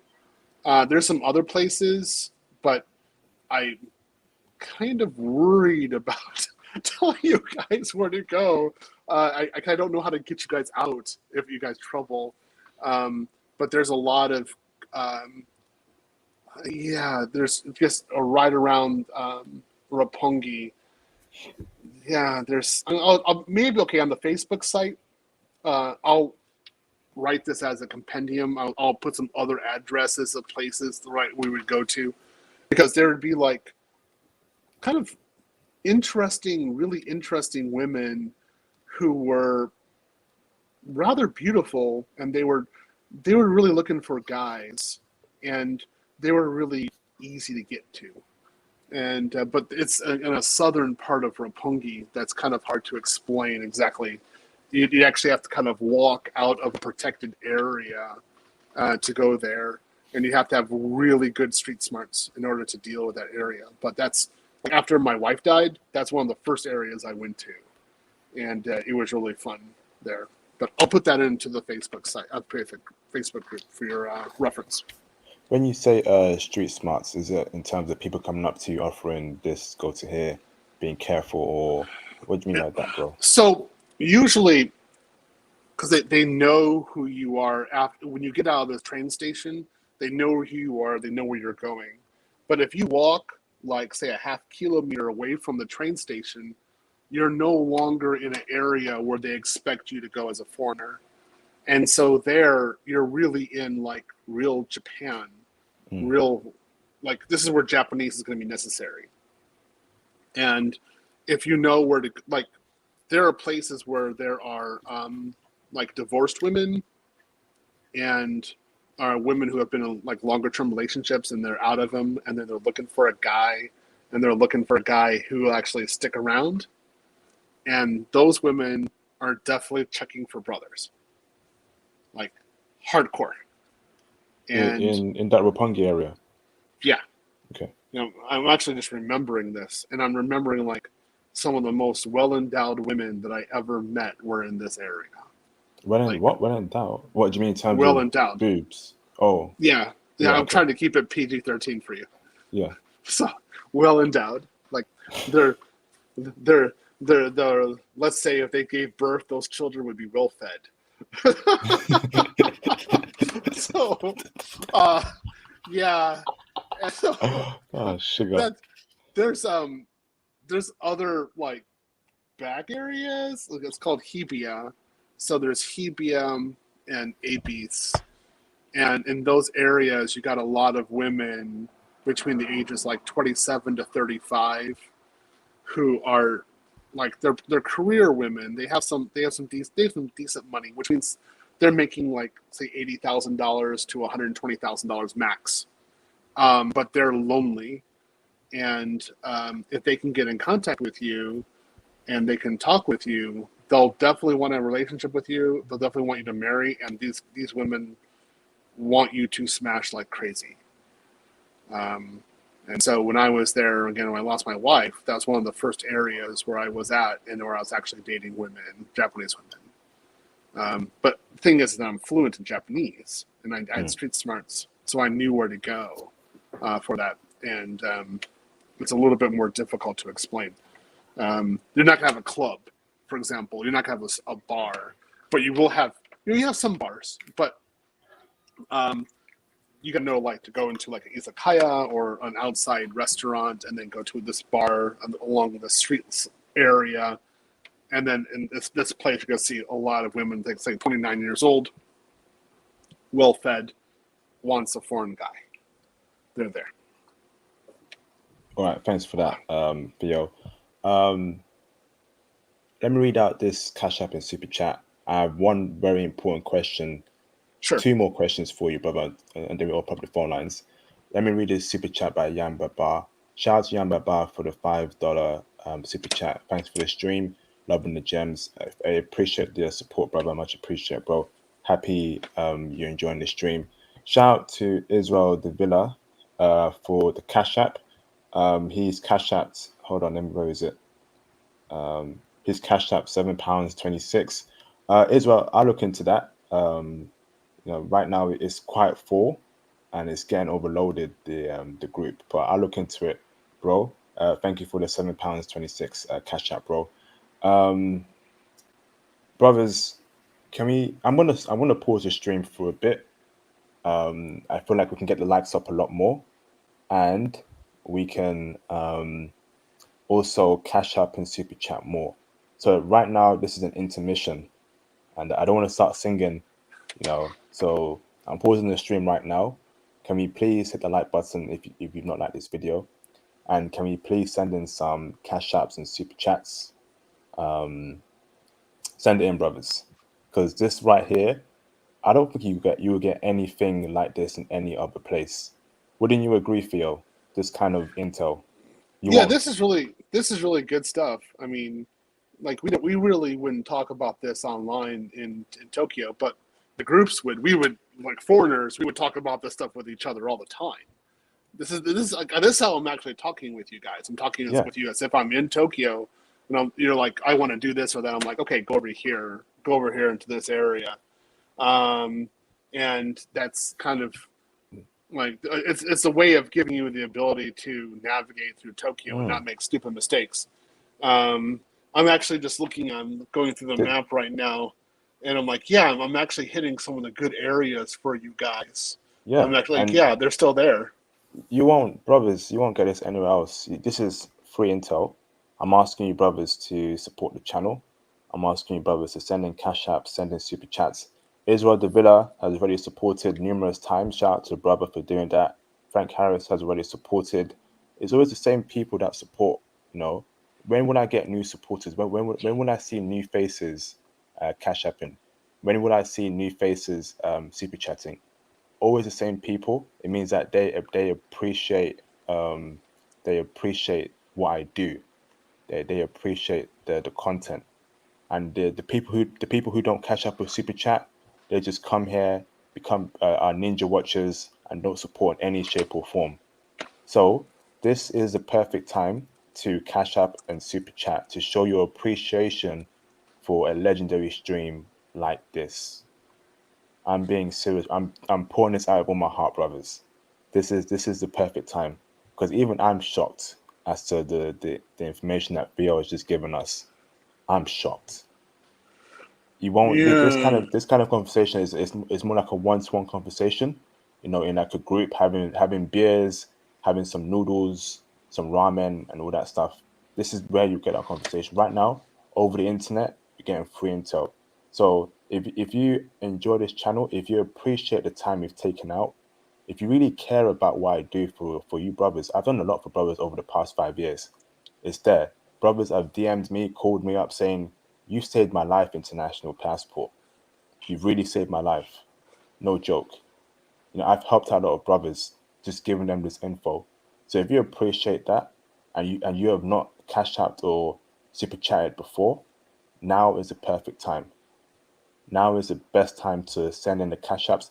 I want to see an abundance of cash apps and super chats. I want to see the lights go up and everyone comment when this video drops. Okay? So shout out to Mr. International for the $5 super chat. So actually, hold on, before I read that, I've got a question for you, Theo. Um, in the West, we know for a fact that what's it called? You will never find a girlfriend or wife in the clubs. The women in the clubs are for the streets. In Japan, is that the same, or can you actually find it? Can you actually go from meeting a girl in a club to her being your girlfriend, or her even being your wife down the line, or are they also for the streets in the club scene as well in Japan? In Tokyo, speak on that, Theo.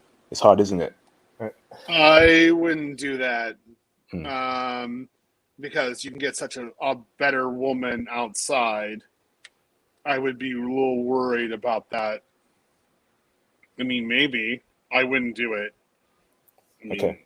yeah, you guys might want to do it, but I wouldn't do it. Um, so, Kyrie, Mr. International's cash out. Yeah, I hold got on. it. I got it there. Shout out to Mr. International's $5 super chat. Thank you, bro. He says, Sophia, what is the coolest place for any of us brothers to go to the perfect place, get all aspects of Tokyo? There are 36 million people in the Tokyo metropolitan area. That even using a superlative like that is impossible in this environment. It's not going to happen. No, that's not how you think of it. That would be like you're going to New York and saying one area or like the perfect area to get all aspects of New York. It's not going to happen. Same thing for London. It's not going to happen. And I have my favorite places in London where I like to go to, but I wouldn't even say that you're going to get all aspects. Well, Tokyo and London are small compared to Tokyo. You can combine Tokyo, New York, London, and Berlin together, and Tokyo would still squash them. They'd be like, "Ha, a small city. It's like Osaka." So, you're you're not going to go to one area and get that. It's not going to happen. I just looked on the map actually because I was describing memories in my head, and I'm finding names. I'm like, I didn't even think about the names. I just knew where to go. So I put one into the chat. I'll put it into again, and this is Ibex Tokyo Hip Hop Reggae Afro Nightclub. I went there. Yeah. That's where I had a girl grinding on me at 2:30 in the morning. I remember that. I went there more than once. That was cool. The other one is Roppongi Zeus Nightclub. And here it is. Roppongi Zeus Nightclub. It's just right. This is all East Roppongi. This is exactly where I was talking about. I went in there. I didn't have that. It was a little dodgy. Maybe they've cleaned it up a bit since then, but it was definitely dodgy. I did some crazy stuff in there, and they looked out. So I'm looking at it right now. They definitely cleaned that place up. But while I was there, it was like a dive ball. So in that area, like especially where Ibex Tokyo Hip Hop Reggae Afro Nightclub, that is the area actually in Roppongi in the east where you want to go. It's actually this diagonal area where there's just a lot of clubs that cater to black men. So go there. That's your fun. Let me go over here. Oh my God. Oh, there's the things that I don't want to remember. Okay, I'll write this out. Mogambo, Tokyo. That was where there was like a lot of hostesses there. I remember that. That was really wild. Seventh Heaven. No. Let's not talk about that. Speak on it, bro. You can't just drop down and not speak on it, bro. That's where a lot of stag parties were. So that was some dirt. Seventh Heaven. Yeah, that was some crazy stuff. Make sure you have some money if you go in there. You need like $500, but it'll be well worth it. Yeah. For what? Why do you need that much money for what? I ain't paying for no sex, man. Nah, I told you, bro. No, you're not paying for sex. Okay. No. But you're paying for other stuff. So don't worry. It's still clean, but it's dirty and kind of nasty and naughty. But nobody will touch your body. No, they won't go below your genitalia, but you'll be wishing they did. Let's say that. V2, the V2 Tokyo. Did I go there? I think I did. Oh, I remember that. Now, V2 Tokyo is kind of tame. I never really thought it was anything big. No, so I'm looking through here. So if you guys are looking on the map like I am right now, the Toedo, the Oedo line. I'll write this out in the chat. Oedo line. The Oedo line is a new line for me in Tokyo. The foreigners will still say it's a new line, and most of us did not like the foreigners did not like writing on it. To be honest, it wasn't real popular with us. So we would usually take a different line. So including myself, I didn't like it. It was too deep in the ground. But the Oedo line is in Roppongi, so I didn't take it to Roppongi. I always take the Hibiya line, and the Hibiya line came from Abis. So Abisu to Roppongi on the Hibiya line. I wrote that down for you on the chat. That's how I usually did it. But if you're going from Shinjuku to Roppongi, then the line you need to take is the Oedo line. Just that it's really deep and it's a real pain in the butt. Like I never really liked that line. It's new. It's really new. It's clean, but I never liked it. Vivo Bar. Oh, Vivo Bar was good food. I remember that. Keystone Club. Oh yeah, there's some great. So the Keystone Club, Tokyo. That was kind of I remember a lot of military guys were over there. It's kind of a nice place, but it's not that dirty. You're not gonna have that much fun there. So it's more like clubs, some decent music, nothing naughty. It's kind of like high school. We think All of Me Club. No, I don't want that one. No, I'm gonna go to this one. Roppongi Hills. Here, this is another one. So there's a place called Roppongi Hills Cross Point. ROPP. Roppongi Hills Cross Point. That was an outside bar that a lot of us went to. That's where the brokers were. That's where in that area the rich people were, and they would all be like with these amazing dime Japanese girls. If you played your game well, you could actually go there, be like a more smooth talker than the brokers are, and maybe get someone there. You meet someone there, but that's not for a long-term relationship. That's for smashing. Don't even think that's going to be like anything long. It's not going to happen. Trying to think of anything that's decently good. I would say like the one that I would really recommend you guys go to that would actually be smart and you can network and you can actually do something would be Ibex Tokyo Hip Hop Reggae Afro Nightclub. I went there. I don't think it was named that, but see when I'm looking at that, that's exactly the area where I started the clubs in Tokyo. And that's the reason I was telling you about the guys, the promoters, is because when you get out of the train station, they're definitely going to promote you to go to that club. If you're black, they're going to be like, go to it. And you can go there and you can do some crazy stuff, man. Grinding, you can do hip hop. They're gonna think that you're like Tupac or Biggie or something like that when you go in there. So I'm serious. They're not gonna know any difference. They're like, oh, Tupac is here. Oh yeah, and they're gonna like start dancing with you, and you're gonna get like a 22-year-old who's always liked reggae and she's wanted to go to Barbados or something like that, and she's never able to do it. And then she sees you and you're like the best thing that she's ever had.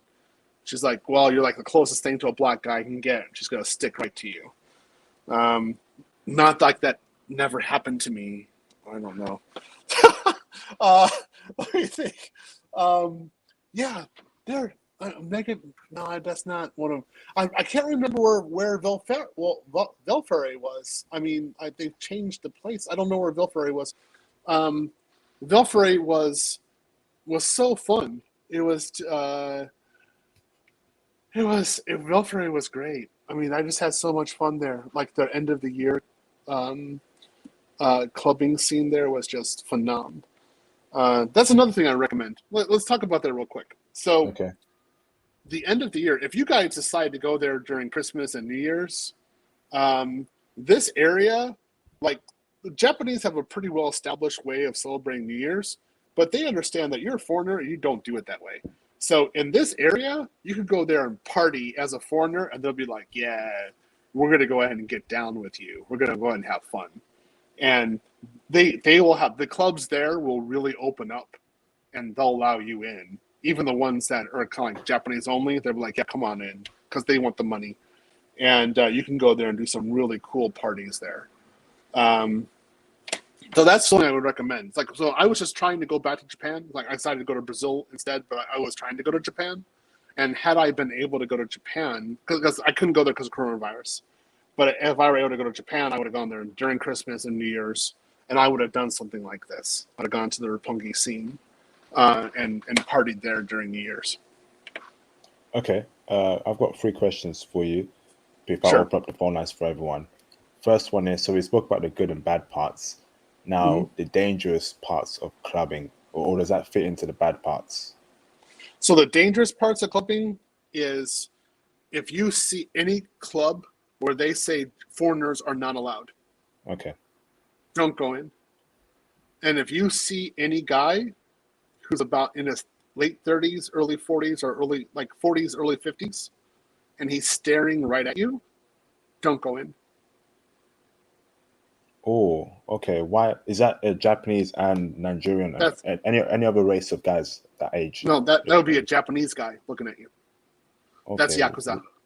Oh, Yeah. So you mean, if you look him right in the eye, you'd be like, you just turn away. And he's like, good. You turned away. That means we don't have to worry about you. Yeah. So if it's, I remember those stares, particularly in Shinjuku. When I saw them, I was like, okay, I'm gone. He's like, good. Okay. So yeah. So if you go in, if you're in Roppongi, or if you're particularly in the Shinjuku, that's where they're much more located. If you see a Japanese guy like that in front of a club staring at you, yeah, you don't go in. That's actually a dangerous place for you. Even well, what about if it's a young Japanese guy staring at you as well? Avoid that place. No, Okay, he could be working for Yakuza. What if he's working for Yakuza? no, not like a young guy. No, because he'd be like a young amateur. So like if there's a younger guy and he has his hair done up and he's kind of like K-pop effeminate like that, and you think he's something, yeah, that's where you'd be like, well, you look at it to see there's other foreigners, because if there are, that's like an easy score area because you got guys who are pretentious, who think they're something but they're nothing. So you can go in there and actually have fun with them. But if the guys, there's no other foreigners in there and they're kind of a little cold towards you and it looks like a monoculture, yeah, don't go in. And then if a lot of Japanese people and you've got an older Japanese guy in 30s to early 50s staring at you, turn around. You're in the wrong place. Okay. Thanks for letting us know about that, Theo. Can we also speak about who else? Obviously, you'll meet Japanese women, but can you also meet foreign women as well? Other foreign women like Brazilian women, Venezuelan women, Costa Rican women, maybe some German women in the club scene. And are they checking for brothers? In your experience, brother, did you actually meet other races of women? Some black women as well from, and were they checking for brothers? Were they receptive towards brothers, or were they there for Japanese guys? And actually, For what Japanese groups? guys, ha! Yeah, right. Yeah, you're being polite.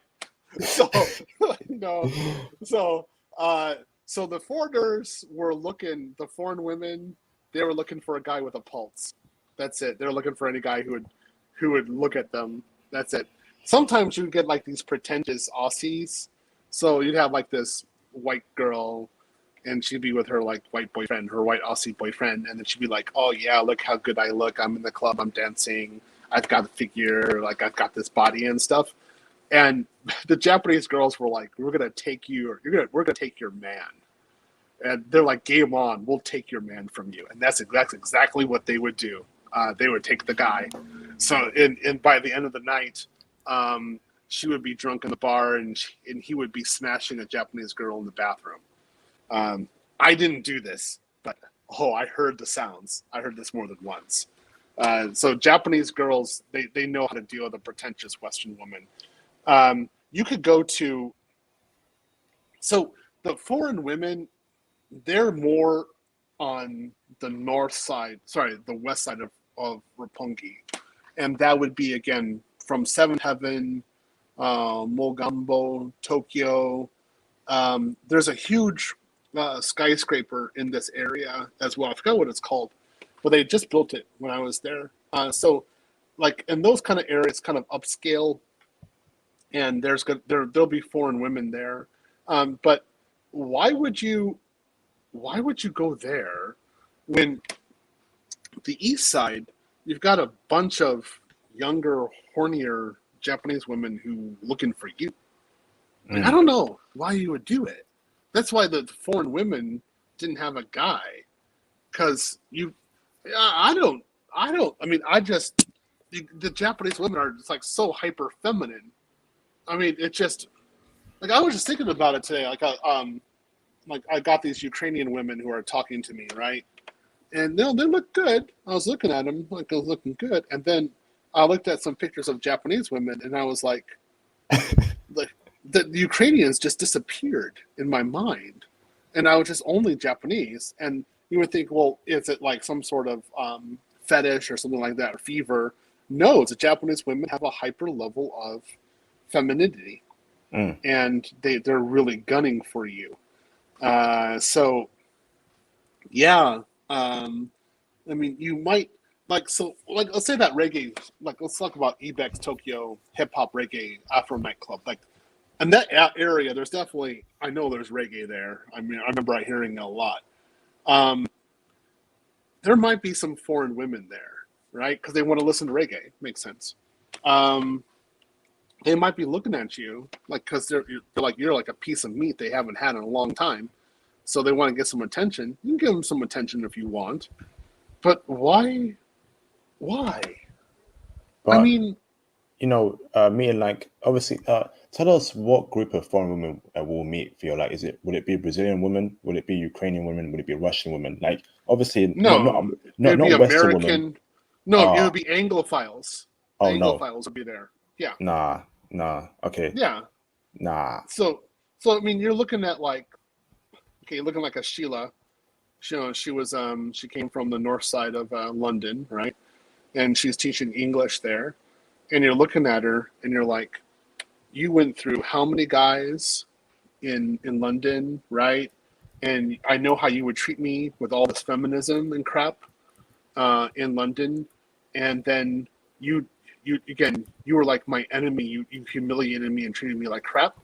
And now you're in a club here in Tokyo, and I've got all these feminine Japanese women who are treating me wonderfully and respecting me for who I am. You're gonna look at her like I'm not looking at you. Like I'm enjoying the fact that you're lonely and you have no man, and you're gonna be off with a Japanese woman. That's it. Done. All right, thanks for that, Theo. Let me go into the cash apps, the super chats, and then open up the phone lines. Brothers, while I'm reading the super chats and the cash apps, can we please donate more cash apps and super chats to the channel? Support the channel, brothers, because this right here is government level intel. Only government officials would know this kind of information, not the average Joe. So if you have not in any previous streams before or in a long time, if you've not supported this channel for the cash up or super chat, now is the perfect time. Shouts Darius Harper for the $5 super chat. He says, I appreciate everything you brothers do for this space. Thanks. I appreciate the super chat, Darius Harper. Thank you, bro. Shout out to Random Inc. for the $5 super chat. He says, is height a major factor like in the West? You're already tall. So, I mean, how could you be shorter than most Japanese guys? You're already, like, you should be Chad and Tyrone from day one. I mean, how tall are you? I mean, are you like 5'1" or something? I mean, and then you might have to be thinking about height. But if you're not like 5'1", you should be at least 5'6" if you're a Westerner, so you'll be just fine. Most Japanese girls I knew there were between 5'1" and 5'3", or they were between 157 centimeters to 163 centimeters. I mean, you're going to see zillions of them, like thousands of them, tens of thousands of them, like that, all over the place. You might see a girl who's 167 centimeters, so they're roughly 5'6". They're there, but they're not as many. They're not as populous as the normal sized Japanese girl, which is 5'3", 167 centimeters. So you should be just fine. Thanks for that, Theo. Thank you to Marvin Lloyd for the $2 Canadian super chat. He says, is Nordic countries better than Japan for women? It matters on No, your bro. poison. Man, No. I wouldn't say, because you got feminism like crazy in the Nordic countries. If Yeah. you want to go smash, you want a tall Norwegian, then go smash her. Okay, fine, maybe you get successful there.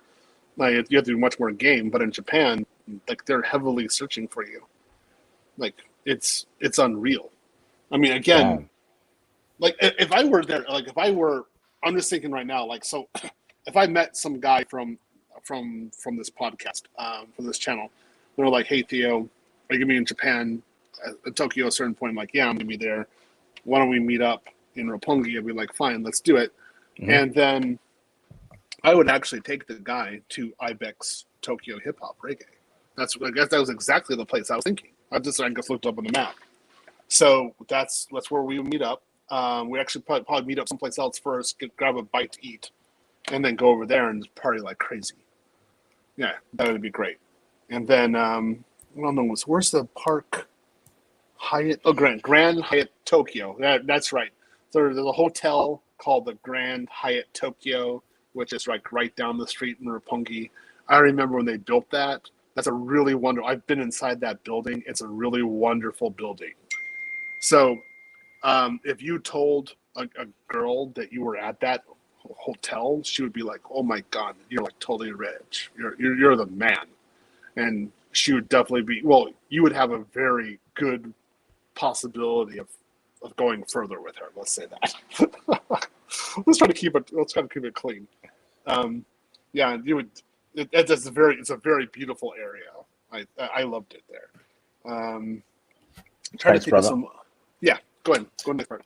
Brothers, I hope someone's taking timestamps. Please take timestamps for this live stream. I would really appreciate it. And post in the comment section once we end the stream. That'd be greatly appreciated. This has been a great stream so far. Shout out to Tariq, a registrar, for the $5 super chat. He says, "You're doing good work, IP. You should start a Patreon. I think a lot of brothers would show up. Keep going, bro. Theo, thanks, brother. Brothers, if I start a Patreon, hey, put in one in the chat if you actually support the Patreon. If I start a Patreon, put a one in the chat if you would support the Patreon. Let me know. Thanks for that, Tariq Registrar. Hold on. Shout out to Chainbreaker for the $6 super chat.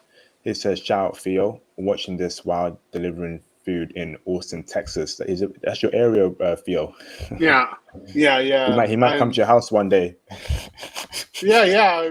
I mean, I'm in Austin. We're in the same city. Yeah, he might deliver here. Maybe you've been at my HOA before, so you see a black guy out there with dogs and a really big gym. That's me. HOA. HOA, it's a housing organization, so it's a gated community. Okay. Yeah, you wouldn't know that on the outside, but the guys here, especially in Texas or California, they know what HOA is. Thanks for that. I'm trying to get some more. So there's the hotel Mitsui. I'm copying this for you. So Mitsui Garden Tokyo Roppongi Tokyo Premier. That's way too long.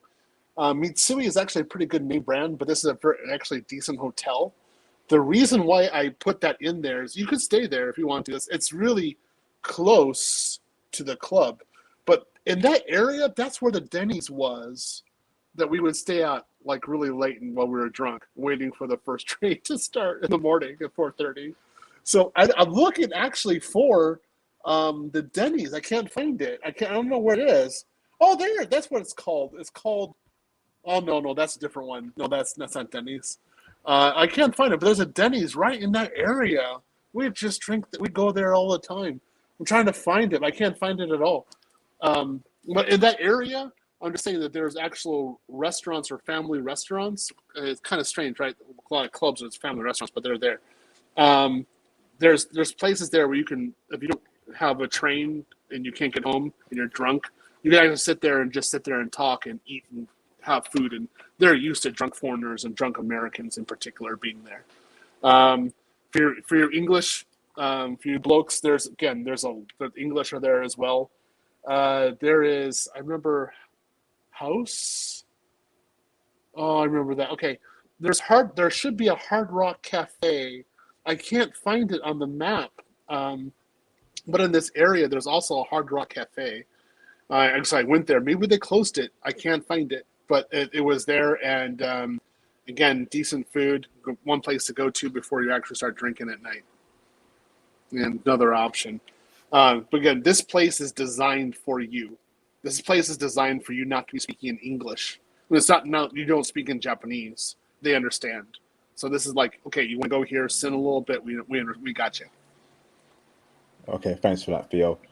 Shout out to Thomas Demahin for the £1.79 super chat. He says, "Japanese black women are better than Keisha's." Yeah. Oh, yeah, bro. How are the Japanese black women in the clubbing scene in Japan? Are they checking for brothers too? Or do you not see much of them at all?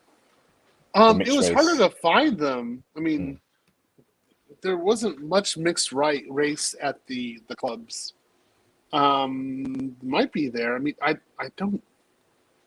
You're talking about millions upon millions of Japanese women there. they're the ones who are going to be there. Mixed race may or may not be there. Mixed Brazilian may or may not be there. I mean, I didn't really see them so much. What you will see, however, are going to be Japanese, and you will see some Russians. Yeah, they're going to be there. But Japanese, there's going to be zillions of them. And are the normal Russian chicks checking for brothers? Be careful with the Russians. Okay. Yeah, I'm just be careful. I mean, if you see them, you might see some of the most beautiful Russian women you've ever seen. Look around. That's where you're looking for the older Japanese guy who's looking at you. Yeah. So like, kind of look and see how the situation is, and if you don't see any older Japanese guys, then okay, she's probably okay. But if you start seeing somebody staring at you, then okay, you're being monitored. You Yeah, need she's to get probably out. working for him. Yeah. Yes, I don't know why you guys are so up into mixed race in these areas. I don't think you guys understand the smorgasbord of Japanese women that you've got here. I mean, it's huge. When you're talking about multicultural, like London, huge multicultural. You got all these mixes. New York, Miami, huge mixes. Tokyo, you got like 36 million people, somewhere around there, and maybe like 500,000 who are either mixed race or foreign, somewhere around there, something like that. It can't be anything more than that. So the numbers are not for you. It's going to be much harder to get a mixed race. And the thing is that you're going to have these Japanese girls who are gunning for you. I don't know about you guys, but I mean, a mixed race girl who looks really hot to me versus a Japanese girl who is from the countryside who definitely wants a foreigner, and she has between a B and a C cup. And I'm going to go for the Japanese girl. Feel let you straight know, man. It's Japanese only. Shout out to Mr. International for the $2 super chat. Thanks for the spots, Theo. I saved them all. Thank you for the super chat, bro. It's much appreciated, Mr. International. Shout out to Random Inc. for the $2 super chat. He says, much appreciated, Theo. Another classic IP. Thank you for the kind words, Random Inc. And thank you for the super chat, brother. It's much appreciated, bro. Shout out to Regular Data for the $5 super chat. He says, stream is living up to the hype. We passed the hype, bro. Right now, we on some Michael Jordan hype right now, the greatest of all time hype right now, brother. Shout out to Regular Data for the super chat there. Okay, I will open up the phone lines. Please be respectful towards Theo. And what's it called? Who's a troll? Who's a troll right now? Because I blocked 2 trolls. Please name any other trolls, and they will be blocked immediately. You know, we're gunning for these trolls, man. Call of Duty type, man. You know, flipping headshots. Who were the trolls? What were the trolls saying? I didn't even see the trolls. He was talking about stop looking down on tricking. I don't do no tricking. I don't pay for no smashing. I get organically and naturally. So if you want to do that, that's you, brother. Don't come on my live stream chat talking about it's okay to pay for it. It's okay to trick. You do what you want to do, bro. I'll do what I want to do, bro. On my end, some of you guys are mad weird, man. You trolls are mad weird. Typing all caps as well, like you're a baby. F out of here. Okay, so I will open up the phone lines, brothers. If you can't call in, you must super chat or cash up your questions for Theo to answer. If you can call in, you will be able to answer Theo any questions regarding this live stream topic. Please keep on topic, and we'll go on from there. Okay. While I do that, let's go. Call in. If you're new to this channel through the stream, please subscribe to the channel. Once you subscribe to the channel, make sure you hit the notification bell just so you never miss a post, upload, or live stream from me. I strongly suggest brothers to request to join the Facebook group. You will be on the waiting list while I sort out a few issues on the Facebook group and make some restructuring on it. But request join the Facebook group. I'll look at your requests and we'll go on from there. Shout out to everyone who's taking part in this live stream. I'm also on Twitter, so I strongly suggest you brothers to follow me on Twitter. Send me a DM. I will get back to you. Um, I'm very active on Twitter right now. I'm using it to push out the movement. So I need your likes, retweets to push out my content. And of course, you can DM me to ask me any questions. I'm also on IG as well. I strongly suggest you follow me on IG. I put up updates on there on my stories. And, brothers, I hope you send me a DM on IG and I'll give you a phone call. I gave all new subscribers a phone call to welcome them to this powerful movement because I'm a decent dude like that. Shout out to Conrad Grant for the £2.18 cash app. It says IP Theo, you bring out yet another legendary stream. Thank you, brother, for the kind words. It's much appreciated, Conrad Grant. Whenever me and Theo collab, mountains are moved. Whenever we collab, the sea is the sea is open, split open like in the Bible. Where everyone walks through. That's how much power we got, man. That's how much legendary status we have. Shout out to Theo, man, legend, absolute legend. I Shout out to try. Uncle Meat. Shout out to Uncle Meat Goodbar for the $5 Canadian super chat. We don't trick here. Worldwide compensation rules the nation. Yeah, it's facts, man, brothers. The intel you have on my channel, brothers, all these countries, there is no way you should be paying for any box or tricking. We've broken down countries where they love brothers. So why are you paying for it and why are you tricking? It's crazy to me. Honestly, it's crazy to me. Damn. Shout out to Israel Davila for the $4.99 super chat. Hope I get into that Facebook group. Love the channel. Appreciate the super chat, brother. Much appreciated, bro. Okay, I will open up the phone lines and let's go on from there. Call in.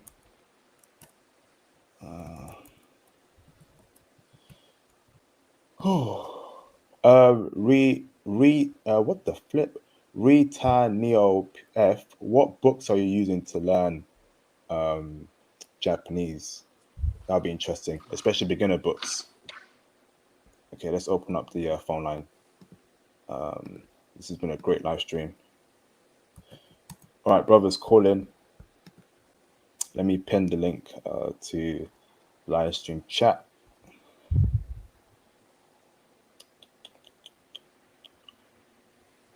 Let's get it. I can go on long. It's Saturday over here, so no work. Yeah. I can go on. I can power through this unless Theo is busy. I didn't feel you No, want to I go on for a can. bit more. Yeah, I can keep on going. I'm actually looking at Yokohama Station right now, and I'm looking for the clubs where I went in there. Because again, this is gonna. I mean, if you guys were actually looking on this right now, you get to think I was crazy, but I actually rode my bike there. Like my Cannondale. I got my Cannondale. I got the one from Japan. I got in the backyard right now, and I actually my mom was there of all things, and her husband was there, and my wife was there, and I mean I'm actually I can emotionally go through and walk through certain areas, and I'm just like, oh my goodness, I remember that. I'm like, oh yeah, I remember that club too. I remember, oh yeah, I did that over there. So I'm trying to get you guys some more intel as you're going, as I'm going, and I was exactly right. So there's a zillion. They're still there. There's a zillion clubs right around Yokohama Station. I'm gonna try to get those names for you. But I always said go to the west of Yokohama Station. Yep, there it is. Yep, they're there. So I'm gonna try to get you that information. The bunny. Yep, I remember that. That was some next magic. Yeah, some crazy place. Yep. The Rouge 1000 Club. Yep, I remember right in that area. That was exactly right. That's right. So you go to the west side of Yokohama Station, and then you just start walking around. There's like this canal area, and you just walk around, and there's a zillion clubs and izakayas, and they will not have a problem with you being a foreigner there. You could just like it's not going to be pretentious, not like going to be Shibuya, and they'd be like, "Hey, oh yeah, you're a foreigner, oh yeah," and this is where you're going to get like a bunch of 20-year-olds who are like, "Oh yeah, I could make kids with you," and yeah, they're going to be hunting you. So, they're just telling you that's some good stuff. I remember being there. I had some good times there. Let me bring in. Thanks for that, Theo. Let me bring in. Oh, hold on. Shout out to the legendary Mr. Conrad Grant for the $5 super chat. He says, "I want to give special shout out to IP and Theo. You continue to inspire brothers like and many others that need this killer intel that will mold the mind." Appreciate the kind words, Mr. Conrad Grant. Thank you, brother. I hope the house is going well in Costa Rica. Please let us know how that's going, brother. Thank you. Let me bring in Mr. Thomas Demihin, the legend. Thomas, where you been, brother? Where you been? What's up, fam? Can you hear me? Loud and clear, bro. You've been ghosting like Casper. Yeah. Sorry, bro. I've been working too hard, fam. But I'm glad to be back. Yes, bro. Welcome back, man. Honestly, I missed you, man. I was like, where's Thomas to offer insightful questions and conversation in the live stream talk? But welcome back, Mr. Thomas. Do How are you you? have any questions for Theo, Thomas? Yeah, I'm good. I have questions, but how are you, IP? Oh yeah, I'm good, man. Yeah, bro. A bit upset of the lack of support I'm seeing recently, but hopefully it gets better. The channel should be a lot more bigger than it is. But everyone's telling me just be patient, keep putting out content. Eventually they're gonna find a channel like this. Kevin Samuels is moving towards SYSBM, Mm-hmm. according to Theo. I saw his stream a couple days ago, 2 days ago. He was Mm-hmm. fully on the SYSBM, and we were saying exercise your options, look outside. He wasn't saying travel. He was No, he saying was start saying that. trouble. He was saying travel. Oh, okay, Yeah, no, okay. he was saying basically if men have to get their passports. Wow. He said there's not enough wives in America if men have to get passports. Mm, Then And this is the channel. This, yeah, this is this the is the channel channel for for it. you, for them. Yeah. Mm-hmm. But thanks for asking about my well-being, Thomas. I hope you're keeping well, bro. Remember, your health is very important. I'm here and for you to speak with on IG. So send me a DM if you want to speak tomorrow or later on today, Thomas. And I'm here, bro. So keep at it, brother. thanks, bro. Hi, Theo. How are you? I'm good. How you doing? All good, all good. So it's one question I have is it's safe to confirm that keep away from Russian women in Japan. Yeah. I mean, if you're smart about it, you can talk to them, but you need to be really smart. For the most part, like the Japanese girls are so good. Why you would talk to a foreign girl, I don't know. Um, Mhm. but so if you're looking at foreign girls, there, I just don't get it. So it'd be like you're you're in a really good Japanese restaurant, and you're like, I want a McDonald's cheeseburger. And you're like, why? Like you're in a Japanese restaurant. Why do you want a McDonald's cheeseburger? That's how it'd be like talking to foreign women in Japan.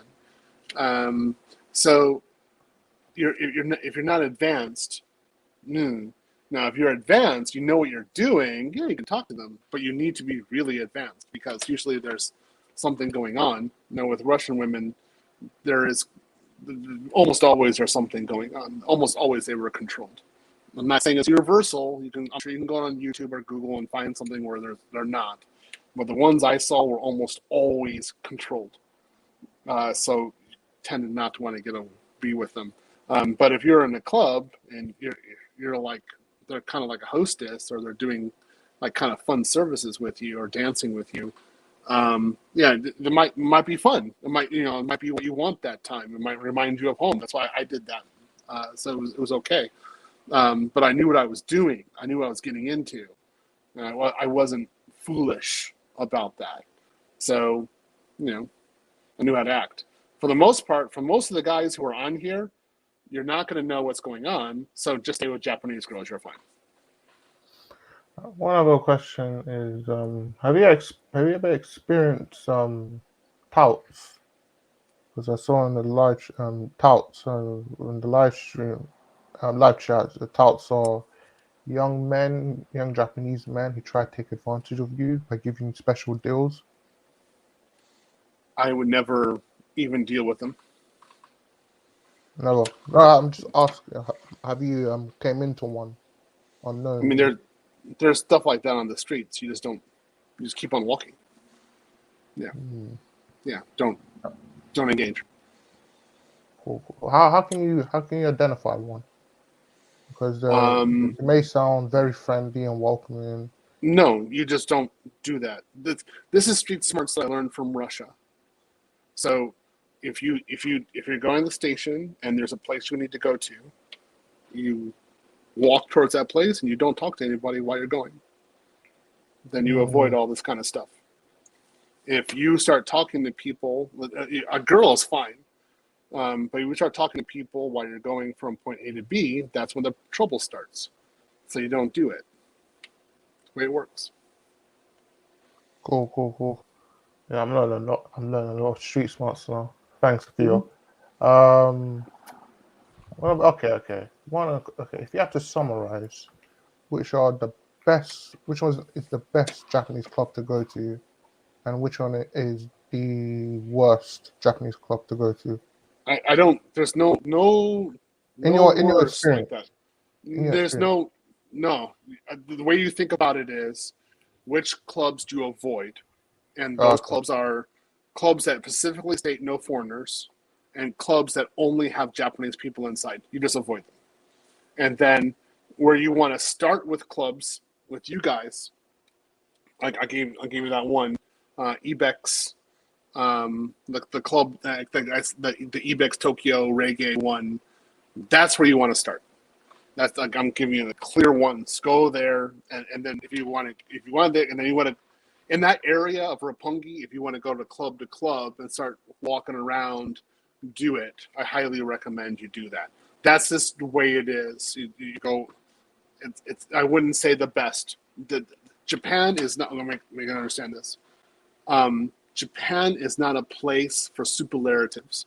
So they don't think the best or the worst. It doesn't work that way in Japan. It's all degrees of gray. And you need to get rid of the best or worst in your mind because it does not happen there.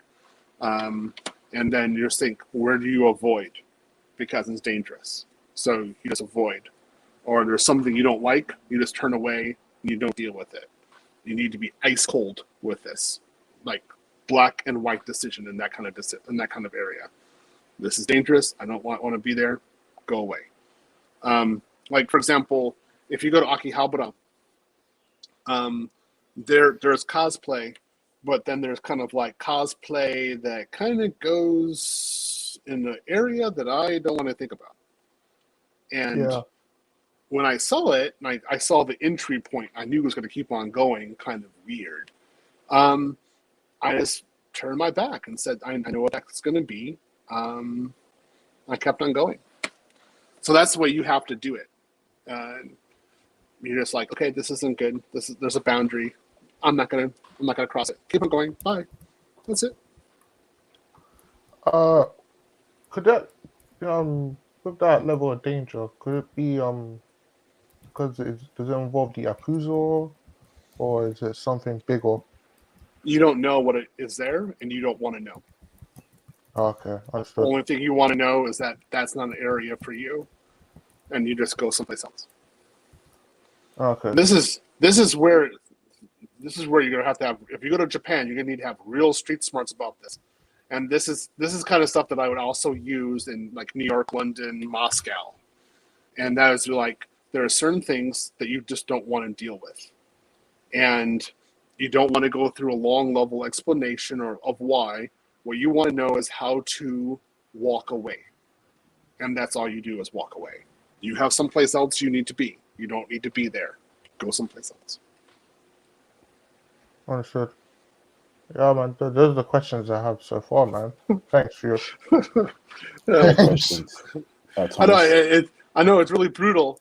It sounds like cold, hardcore color like that, but you're gonna if you go to Japan for any kind of period, like for 2 years, you're gonna Yeah. see some stuff that's going to be ethically challenging to you, and you're gonna see your foreign friends or with your own nationalities doing things that you're like, this is highly questionable what you're doing, and you're just gonna have to learn how to be cold, hard, cold, stoic, and say, you do what you do.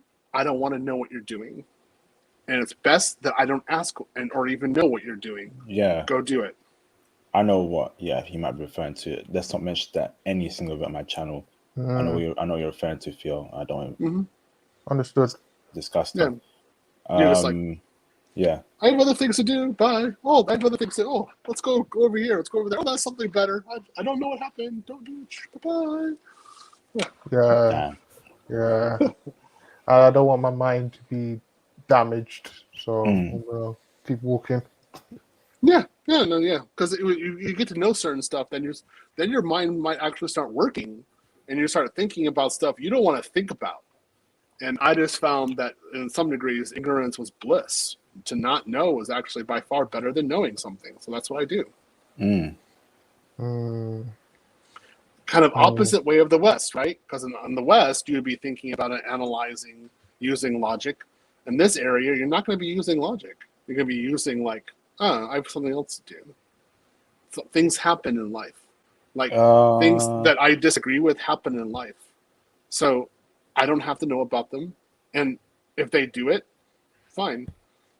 This won't. Just so you guys for the chat, this won't be underage girls. No, no.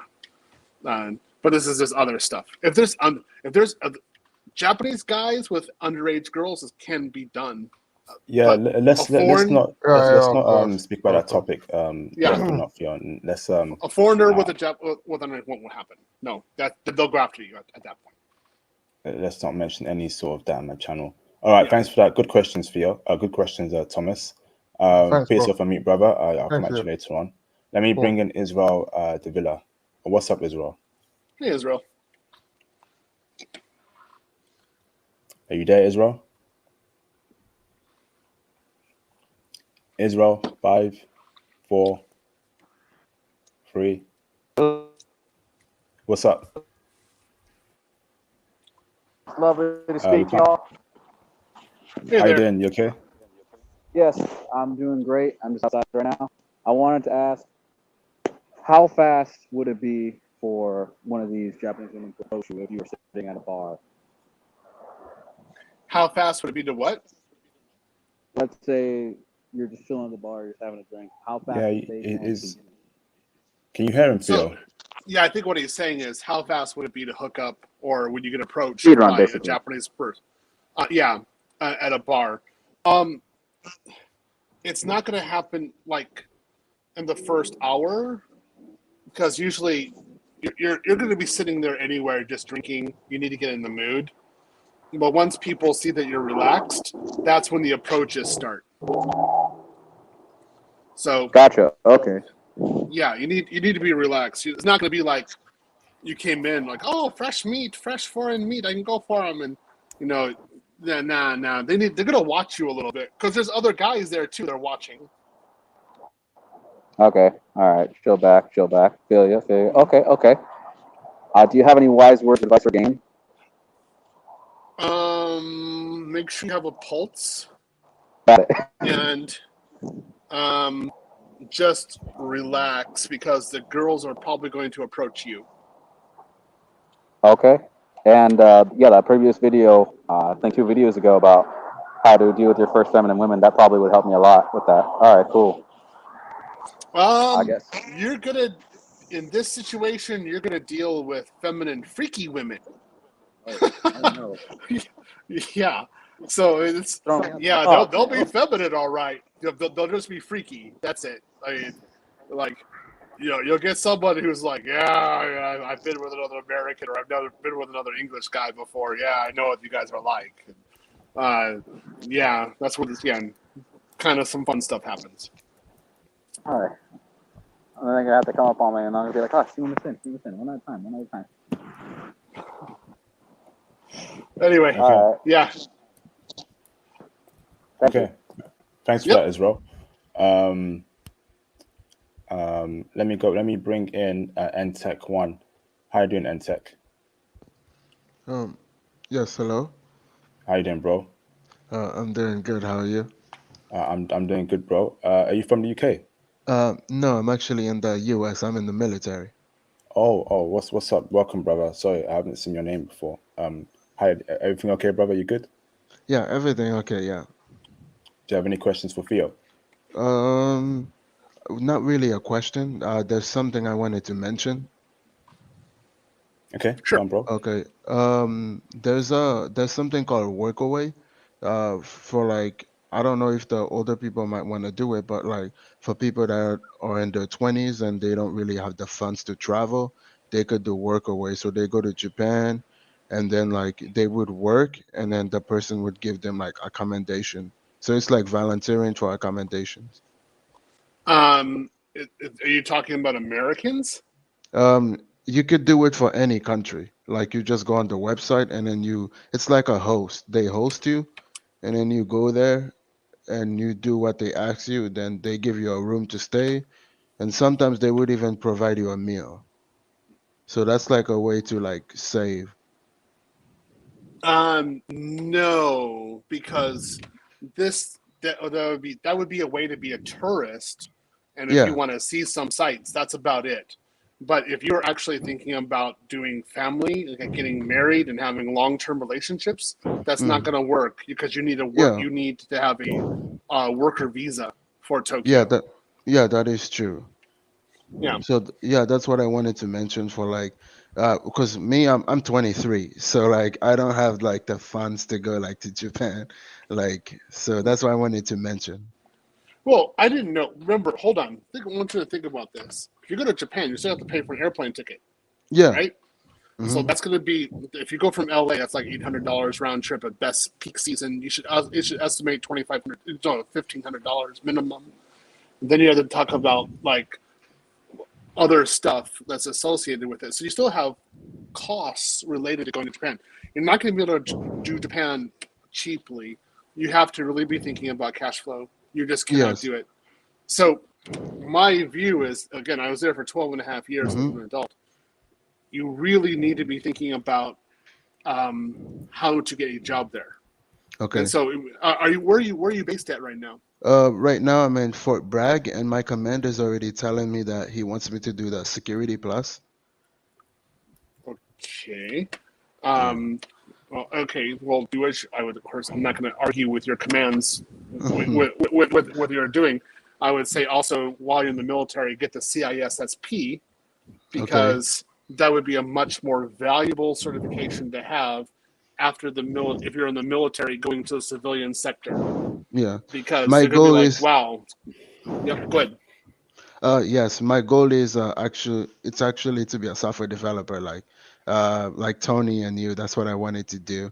So I will like and I'm in the Facebook group, so I text Tony, but I don't think I've texted you before. So I wanted some advice from you guys Sorry, because brother.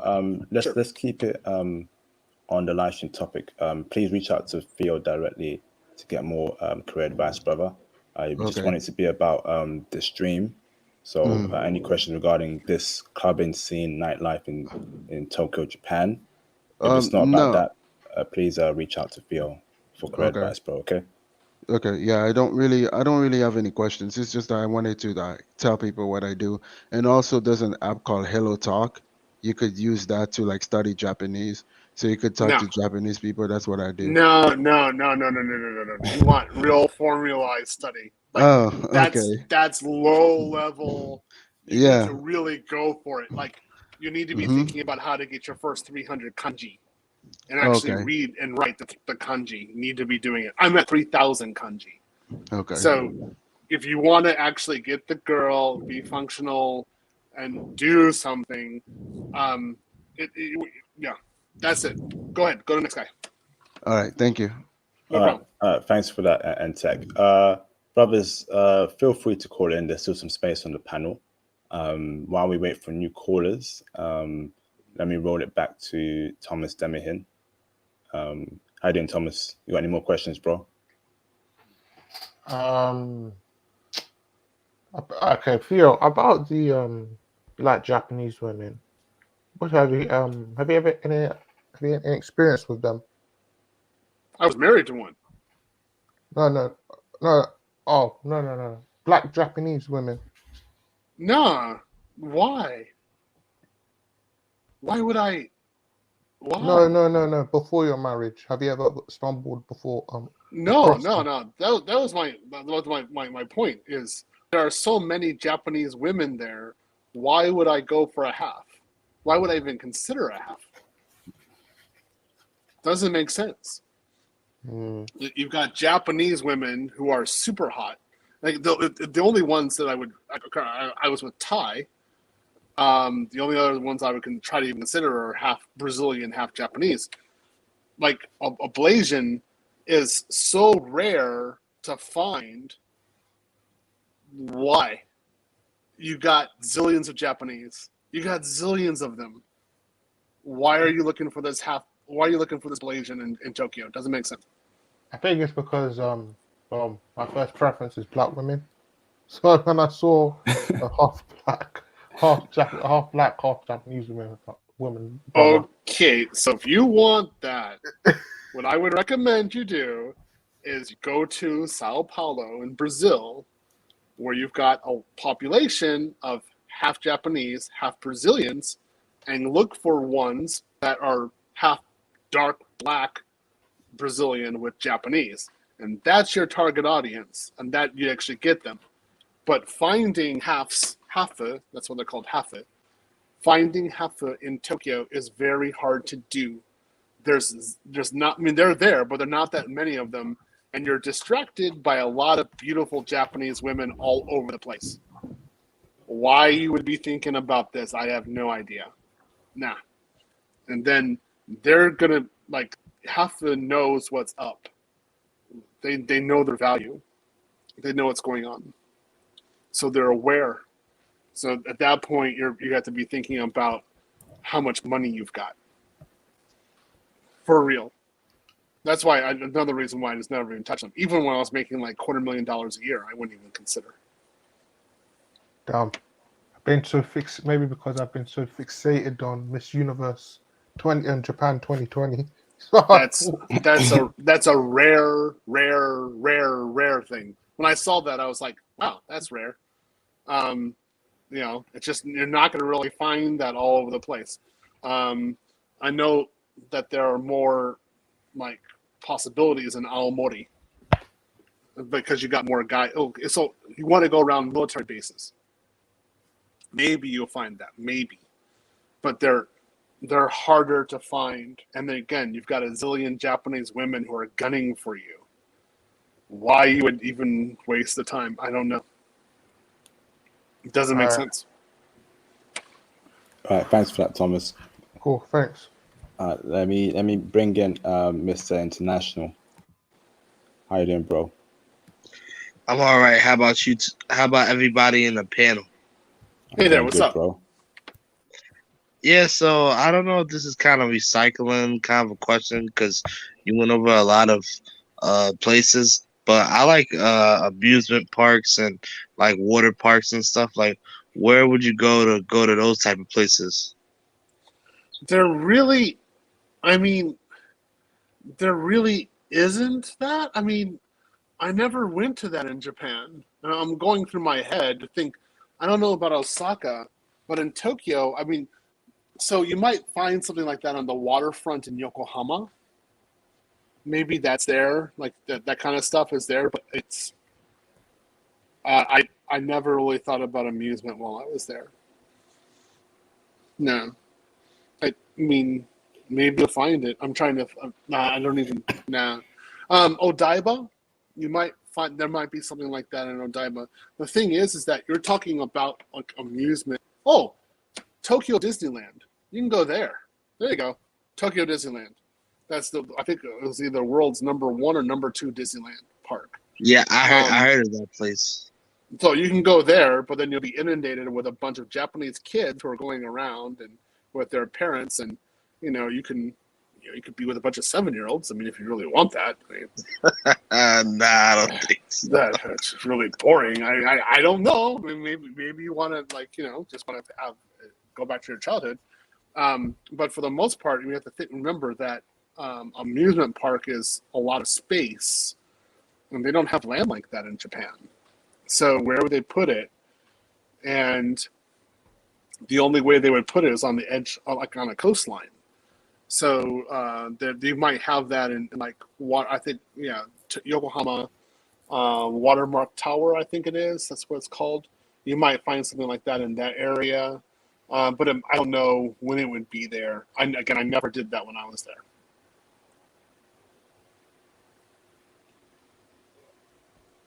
All right, Okay. thank you, man. Thanks for the answer. Yeah, no problem. Thanks for that, Miss International. Let me bring in the brother Wealth Engineering. How you doing, Wealth Engineering? You right? Hey, how you guys doing? Very good. Doing Can you hear me well. well? Yes, bro. How are you? Very good, very good. Hey, hi everyone on the panel. Tio, hi P, how are you doing? Yep. Very good. I had I'm a good, question bro. for Tio. I'm getting great insights from you and listening to your experience with the nightclub in Japan. Hmm. That's what I like to hear other people's experience. You never know. The reason why my question was, I hear a lot of kind of like negative feedbacks when it comes to brothers and in Japan. Like there's a lot of video on YouTube talking about people's experience in Japan and how they feel like it's kind of like racist a little bit. But when I hear you talking, it seems like, hey, we're saying that they're promoting brothers to get into a club. Like I gotta go to Japan just for this. I have to Okay. experience this. To me, this is unbelievable. So I Let's love hearing your insight on that. But I'm curious, like, what was the overall, like, what do you have to say about that? let me approach this. Let me deal with this. This is actually a really good question. Brothers who say they experience racism are living within their head, and they're talking about racism from the West that they have in their head. This is emotional baggage. They don't understand reality. So if they learn Japanese like they're supposed to, and they stop thinking about being black or being a foreigner, but they think about the Japanese way, they're fine. And one of the people who really taught me this were people from Ghana, because they didn't give a crap about racism there. They said that was a paradise for them.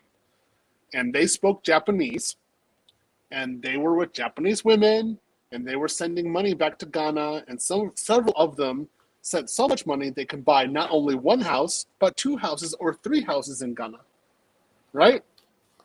And they were doing very well, and they knew they'd go back to Ghana. They had property, they had cash flow, they were set. So they were turning around and they were like, "What's this talk about racism? Like, what?" And that's exactly what I thought too. So there's like you're probably talking about an American, or maybe you're talking about an American woman, an ABW, and she's in Japan. She's like, "Nobody's talking to me." I'm like, "Yeah, that's right, because people are tired of you, and they're not going to stand your crap. So if you think that's racism, no, that's actually them being logical, and you're bringing your crap over to Japan. Sorry, that doesn't work. Like, they have Toyota and Lexus and BMW in Japan, and you are a used Pinto that doesn't work." Okay? Oh man. And God you damn. think that you have the same value of the Lexus or the Toyotas that are so good they're not even sold in the West. Sorry, honey, you are a used Pinto, and they need to dump you off into the ocean. That's who you are. Okay? And you got sisters over there acting like they're doing the whole Keisha thing. Yeah, they do the Keisha thing to themselves in a mirror because that's the only person listening. Nobody else got time for that. So I'm telling you, there's no racism at all. None. It was one of the easiest places to date in my entire life. I mean, it was just simple. The only place I thought was easier to date was Russia. That was for me personally, but it's a different dynamic. I speak in Russian, so it was able to do it. But in Japan, it was just freakishly easy. All the guys who were cool, like even military guys who were cool, They weren't thinking about racism. They're going out there and thinking what they can do, having fun. They always said to me, I've got my main chick and I got my side chick. That's how they always did it. Thank you very much for your answers and your insights. I won't be able to stay too long, IP, tonight. But I'll join again and stay longer on another time. But again, thank you again for your insights. I really wanted to hear your feedback on this question because that's something that I noticed, and you're the first person that I heard that had a different perspective on. You should talk to this matter. Tony. Tony's the same way. He never Yeah, talks no, about racism. I was He just was having mentioning like the all kinds of nightclub fun. and all that. Yeah. Yeah. They're not gonna have any problem with racism. The only problem with racism is gonna be that person who's talking about racism. That's it. Yeah.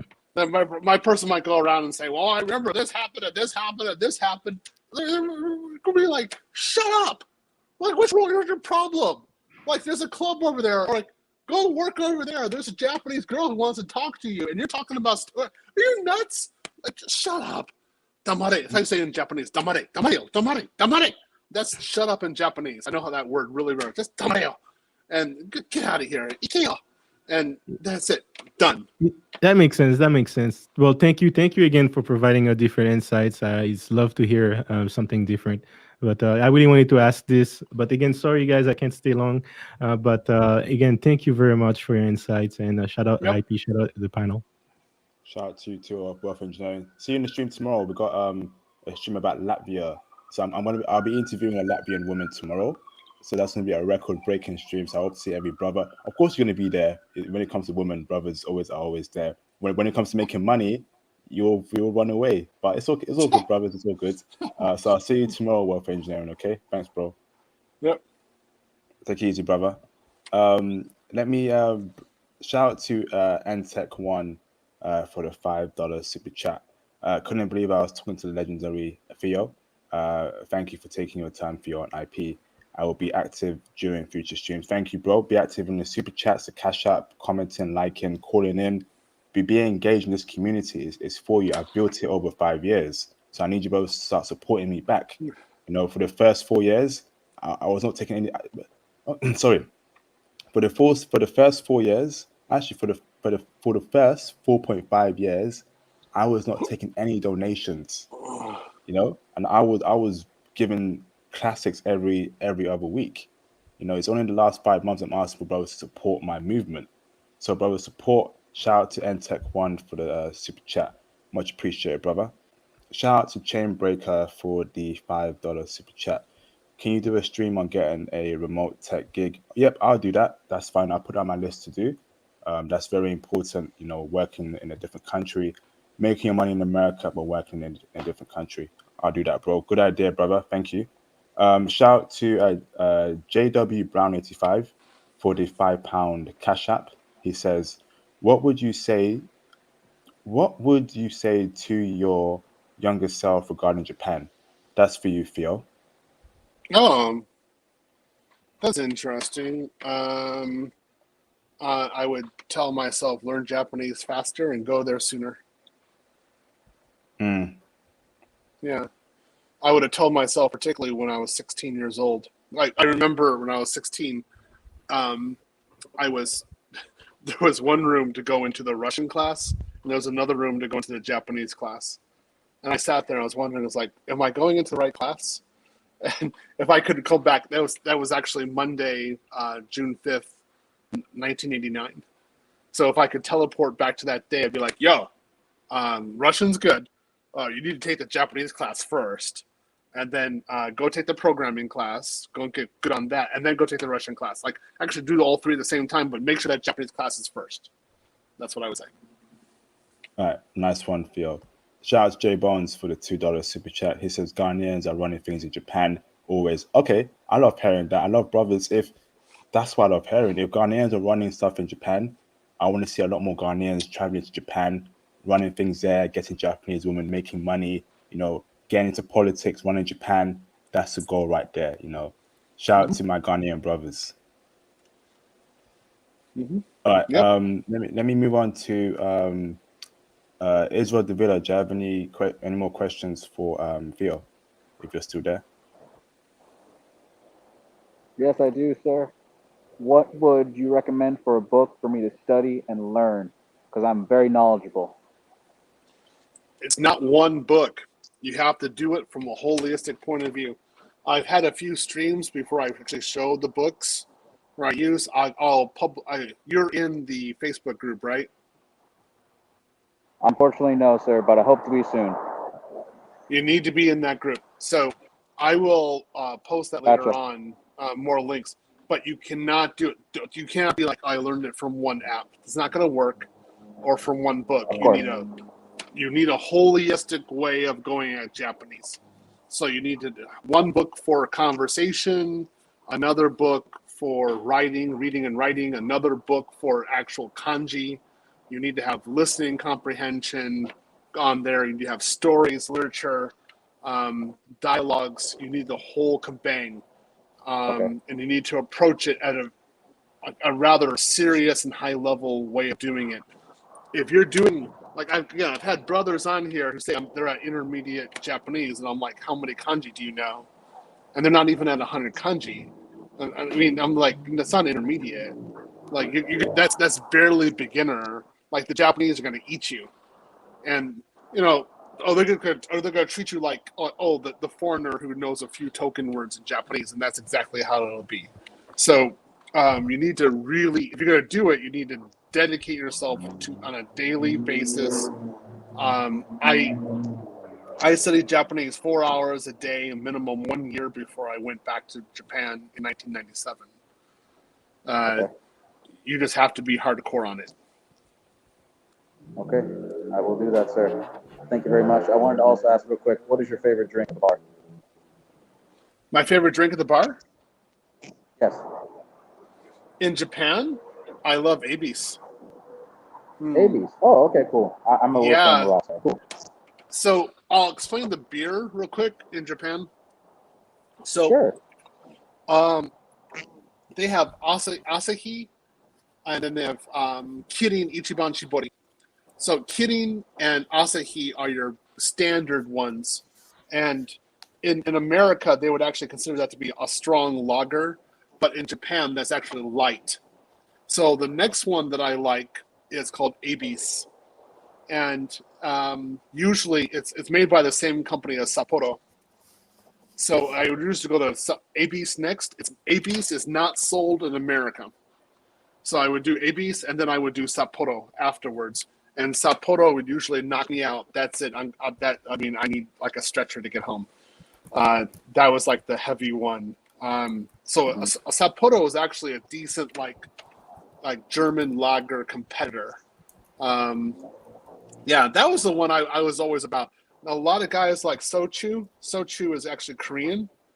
Of course, you do sake, but sake is kind of a normal thing. Or you do Suntory, like Suntory whiskey. That's good, but we consider that to be a normal one as well. All right, thanks for that, Theo. I'll just put you on mute there as well. You had some weird background noise there. But are those all the questions you asked as well, Davila? You good? No, I think that's good. Thank you, sir. I understand. I'm outside right now. I'm going to go home soon. Thank you so much. All right, take it easy. All right, see you as well. All right, okay. Let me bring in is Neil Gotti. Yes, Neil. Before you say anything, Neil, sorry, I was meant to call you. I apologize, brother. It's been a very busy week for me. We'll speak later on today. So I'll message you, bro, and we'll have a conversation, okay, brother? I apologize that I've got to call you. Asahi. There you go. That's what we're talking about right there, Asahi. So that was the beer. That's, first I'm concerned, that's the beer you start with, and Ichiban Shibori. When you agree, Neil? Type in the chat, Theo. Ichiban Shibori. Kidding. Yeah, can y'all hear me? Yeah, I can hear you, Neil. How you doing, bro? I'm doing great. Hey, I'm still waiting for your call. Like you said, yeah, just call me anytime on the weekend. Great. Okay, bro. Thank you, bro. Good. Welcome, Neil Gotti. Do you have any questions for Theo, brother? Hold on. Give me a break. Neil, talk for a bit. Give me a break for a second. Okay. All right. So my time in Japan, I spent total 6 years at Okinawa. Nightlife is. There's actually, I was sitting there talking to my wife today about it. Yeah, I was trying to get her on the live with me, but she don't want to be on live. My wife is Okinawan. born and raised, and Neil Gotti, bring her in. Let her hear my voice. Let her hear my voice, and she'll come in.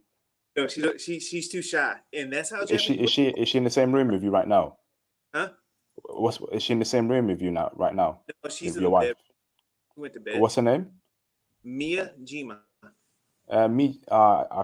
If you open a bedroom door, let her hear my accent. She'll come. All right, let me see. All right, give me a second. So what's her name? Niojima, yeah? Miyajima. Miyajima. Wait. All right. Hey, honey. They want you on the live because we were talking about Japan. She said, Miyajima, how are you? You okay? I'm from Just England. Hello, Miyajima. Daijoubu? Daijoubu? 大丈夫かな Daijoubu, Miyajima. Nihon no doko kara kamashita ka? 沖縄です。 Okinawa doko? 沖縄那覇。 Hajimemashite. はじめまして。 Come on camera with your husband. We want to greet you. We want to speak to you. We like Japanese culture, so we want to speak to you, Miyajima, if that's okay with you. Yes? そう、どうぞカムで見て。我々獣全然じゃないんですから、もう怖くないよ。どうぞ安心な方だから。 So you do it. We'll sit in the backyard for a few minutes to just talk, and they're gonna ask questions. はい。質問ばかり聞いてるんですから。Yes. All right. So she's gonna get some clothes on and Yes. come out with me. おい、洋 Bro, 服 there な you し go, の方がいい brothers. じゃん。 Learn Japanese, brother. Learn the language, man. You see how I dropped the where you from in Japan? Daijoubu. I should have said to her, Hajimemashite, Onemaiwa, the normal way to introduce yourself. Then see how it is, brothers, man. Forget watching Netflix. Forget about watching TV all day. Hit the books, man. Damn. Yeah. All right. No, you let actually me pause on a you did minute. that relatively well. Let me Oh, get it. thank It you, wasn't that Theo. bad. And we'll get in this live, okay? All right, bro. I'm gonna mute my mic for a minute. All right. Awesome. Yo, So we're you gonna have, brothers, my fault, yo, but you brothers are advanced, man. You and Theo over here speaking Japanese fluently, man. I respect that, man. One day I'm gonna get just like you guys. I just want to bro, say that. I've been studying, man. I told you, man. When I'm not I free, knew, I'm hey, I studying, knew bro. Theo knew it, but I didn't know you knew it like that, IP. Good job, man. Thank you. Yeah. I've been studying, man. Good Shout out job, to Theo Archie, and Tony. Thank you, brother. Shout out to Theo and Tony for encouraging me to learn Japanese, man. I've been studying hard, man. And I'll be studying this morning as well when I wake up as well. I'm going ham on this Japanese, brothers. Yeah, no, you need to. You would be killer. You would be absolute with your accent. You would be so killer in Tokyo. It'd be like, oh my god. So we'd be like, all right, well, we're gonna do like we're gonna give you the information you need for like the secret places. Definitely, I can't wait. I'm going to drop Thomas and Miss International from the panel itself, but stay on the line, brothers. I just want to get both of them a bigger screen. The wife and the husband and wife will be me, Theo, and Neil Gotti. Then I'll bring you brothers in one by one. Okay, all right, brothers. Understood. All right, thanks for that, brothers. Just stay on the line, brothers. Okay, don't log off. Just stay on the line. I'll bring you in. All right, thank you. Then it'll be us three. If I do this, that's wonderful. That's flipping fantastic. Let's get it. Oh, this would be good. Hello. 犬たくさん、ダッツたくさん何の犬ですかダックスです。タクスほら、ちょっと見て。待ってね。キューティー来てよ。キューティー来て。キューティー来てよ。ほら。キューティー来て。ほら、来てよ。もうめんどくさいだよな、チビが。Daijoubu. Hi. Fantastic. Okay, welcome Hold on. to my channel. I have to do this. Yeah, he got two of them. So, 僕もね、I have, this is my Datsun from Tokyo. Yeah. Namai wa cutie. So I only talk to her in Japanese. Okay. There we go. Cutie, か、大丈夫？かわいい、かわいいです。かわいいです。かわいいよ。かわいい。完璧な犬だよ。犬かわいい、かわいい犬。かわいい犬だよ。はい。かわいい犬だよ。かわいい犬だよ。うん。はい。かわいい。Okay. Okay. All right. So, welcome. 名前は? 三重で And welcome, Mia Des. Welcome to the channel. How did you and Neil Gotti meet? Your husband, how did you meet in Japan? meet at the salsa club. Yeah, a salsa club in Naha, Okinawa, Japan, called Salsatinas. Still open to this day and stuff. Like great salsa club. We met on around about the 4th of July weekend. My first weekend in Japan in 2000. We met. Wow. And Mia Des, what made you attracted to your husband? What was the first thing you saw that, oh, I want him to be mine? What was it? That didn't happen like that. Honestly, I didn't remember. No, she actually rejected me. Ah, Nande? Yeah. It wasn't a bad rejection. She had a 断れました？おお、そうだよね。 Yeah, she already had a birthday. おー I respectfully, okay, yeah. I respected it, and I just walked away from it. And after that, how did you both come together again? Did Mia Des realize her mistake and chase after Neil? Or did Neil continue chasing after Mia Des? How did you... I kind of wish that was the perfect reason. But, was it? Was I was working on base. Yeah, by December, she was working on base. Temporary work, working for the Piets on base. I seen her. And we started having a conversation. We had lunch together. And that's where it's... and at that time, your boyfriend at that time broke up with her. Ah, okay. So I'm thinking right now we need to have the word nampa. Nampa. So nampa means to hit on. So we need to know who was hit on. Nampa. Dare nampa sarasaseta? No. I hit on her. No. Ah, so Oksan I'm the got one that nampa hit her. sarechatta. Okay, there we go. Nampa. There we go. So Neil nampa his wife. There you go. Right. Yeah. Okay. Mia Des, a lot of people in our channel, they like Japan.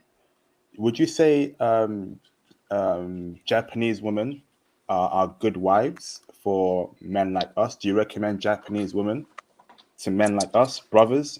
Black men. Do you recommend? Do they like black men, Japanese women? I don't think. I don't know. It's not common. Well, there's a lot of Japanese women that like black men. There's Japanese women that like Hispanic men. I met Japanese women that like white men and stuff like that. It's what their preference is. Yeah. It depends on where they live. Yep. And what American influence culture is influencing them and stuff like that.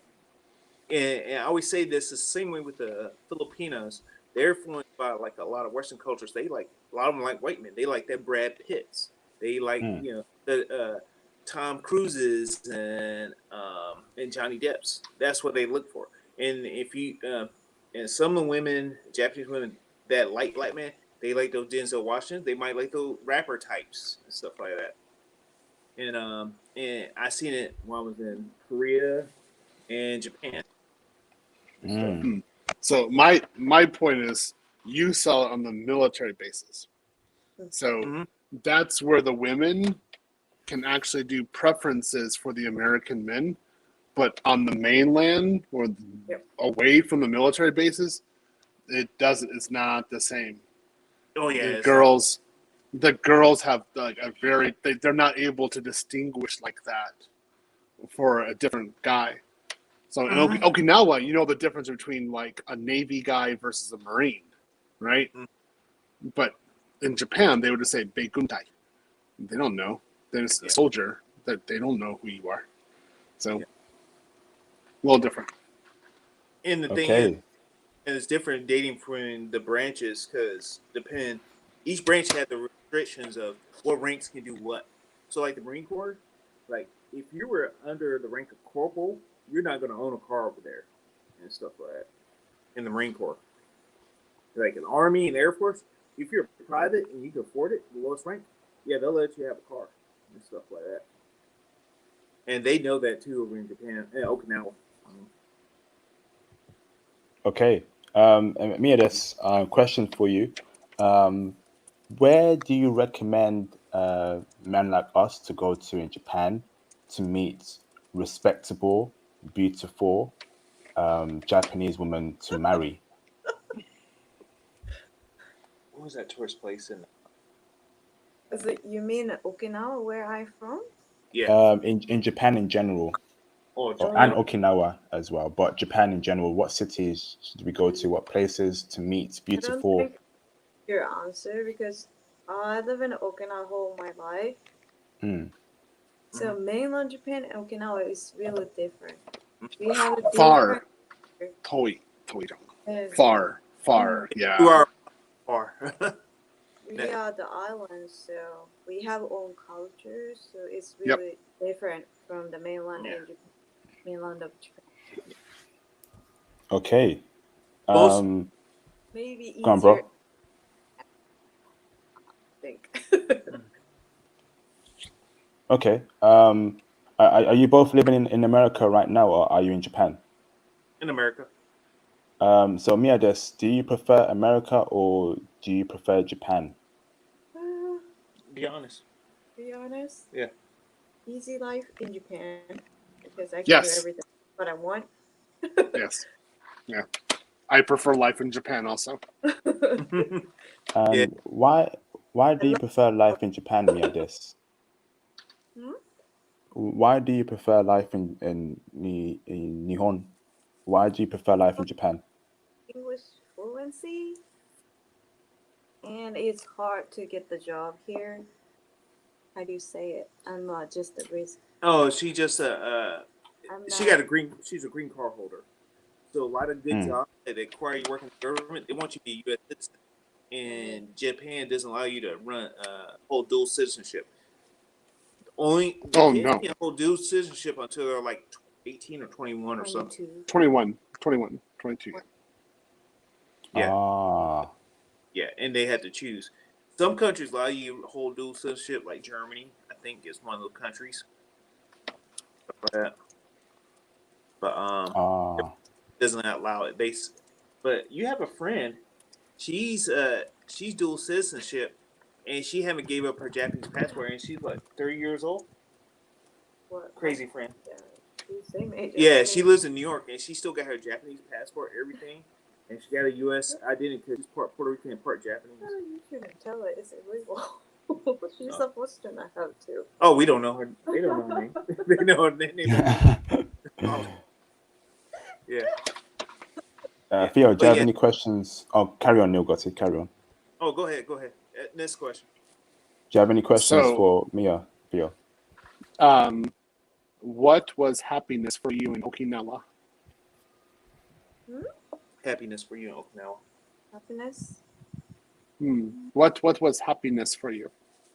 Probably the beach. Beach. Yeah, the beaches. Pretty much. I used to go with her every weekend almost. I wouldn't leave the house if it was for her. Stuff like that. But yeah, for nightlife in Okinawa, it's pretty much. I remember listening to Theo earlier. Izakaya places. We used to love going with yakitori. That's like yakitori. on stick, sitting around a little small table with your friends, drinking lots of beer and eating a lot of chicken. My favorite was yakiniku. Yakiniku. Oh, yakiniku. Oh, yakiniku got so modern. They have tablets, like iPad tablets, where you can change the language to English in order. You don't have to speak Japanese. They make it so easy and stuff. And they'll bring them up. That's the mainland. Yeah, I mean, that's right. That's Okinawa. Yeah, of course. Yeah, Tokyo a little different. I mean, in the center, maybe you can do that, but as you go out, Nah. Yeah, we in plus nightlife in mainland. We went out to she took me to Hiroshima. We visit Hiroshima for a weekend. Loved it. We actually it was around October. We ran into Oktoberfest in a small town. They were hosting. It was I think German/Americans that lived there, and they made a big Oktoberfest there in a big park and stuff like that. It was pretty good. But yeah, for like nightlife, if you're on Okinawa, there's a you found a website. It's like World Guide or something. It tells you the nightlife of Japan. And it tells you the top 10 best nightclubs and stuff like that. And one of them in Okinawa is Salsatinas, that right inside nightclub I met her at. And there's what's that tourist spot? That street. Oksai Street? Kokosai Street. Yeah, very popular tourist spot. You'll meet but not only military, but you meet people from other countries there. Kokosai Street in Naha and stuff like that. Yeah, and a lot of Japanese there too. Yeah. Okay. Oh, carry on. Sorry, come on, bro. Oh, go ahead. Well, what's that? It was an outlet mall that's in Naha. What's that place called? We always go to. Yeah, right by the airport. What's it called? Say it loud. What? The outlet mall. Shibina. Yeah, it's a big outlet mall out by Naha Airport in Okinawa, down south. A nice tourist spot. You can meet a lot of people there. Matter of fact, Okinawa had just built 2 new malls. The Aeon Mall. What area is that? Was that Okinawa City? The Aeon Mall. And that's pretty huge. It's like I compare it to American Mall, and it's pretty big. And then there's another mall they made. What was it by Kinzer area in Okinawa, and another mall that's pretty big, like American sized mall. And you can meet a lot of people there. And they got Japanese stores to American, European stores in there and stuff like that. And especially that one they built by Kinzer. If you're a big anime fan, they got like the anime stores there. So go ahead. Mira desu. Nihon ni modorimasu ka? 戻りますか? Yes. No, modoritai. Modoritai desu ka? Modoritai desu ka? 戻りたい. Okay, modoritai. So I had to interject. So you say, do you want to return? You actually asked. You actually asked, are you returning? Sumimasen. Sumimasen. We plan to visit. It's just COVID restrictions right now sucks. Right. I can't go back either. Yeah. We had to spend 2 weeks in Tokyo just for COVID restrictions before we can see. Okay, so you can do it because you're married to a Japanese national. Right? But if you're not married to a Japanese national, you cannot go into Japan if you've transited in the United States for the last 2 weeks. Oh wow. Yeah. Yeah. So that's it. Done. Shout out to hold on. Shout out to what the kind of the name? Okay, shout out to what the flip? Schroding Scat 4.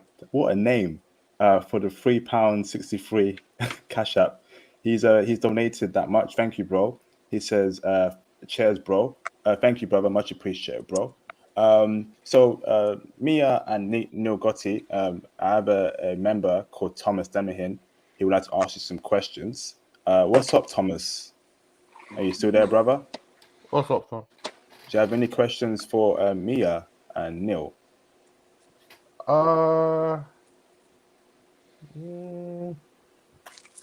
How's it like? How's it like your marriage overall, Neil? How you like being married to an American? Yeah. It's hard. It's hard. Okay, Neil, how's it like being married to a Japanese woman? Because, yeah, speak on it. Is she feminine? Is she cooperative? Is she looking after the house? Is she doing what we hear about Japanese women? You know, speak on that, bro. So okay, being married to her is way different. One thing I noticed, I had more peace in my life being with her. Dijon. No stress, no peace. Um, she's always focused on what I eat, especially when I go to work. She makes sure I pack a lunch. She always want me to eat my vegetables like I was a kid. She worry about my health all the time. Um, she's I never had somebody so attentive to my needs. Like, she always asks me in the morning, "Hey, do you want coffee? You want to wake up?" I said yes, and my wife, gives me a cup of coffee. I'm always thanking her every time. Yeah, like she like I try to do a lot for her. I know I work. I try to make her life so easy, but she has a routine. She makes sure the house is clean, laundry's done. She take care of our pets. I try to do the yard work. She wants to do the yard work. Like, come on, I can do that. Wow. You do so much in the house. She wants to push the mower. She wants to weed. She wants to take the riding lawnmower and cut the grass and stuff. Yeah. Wow. Wow. Mia.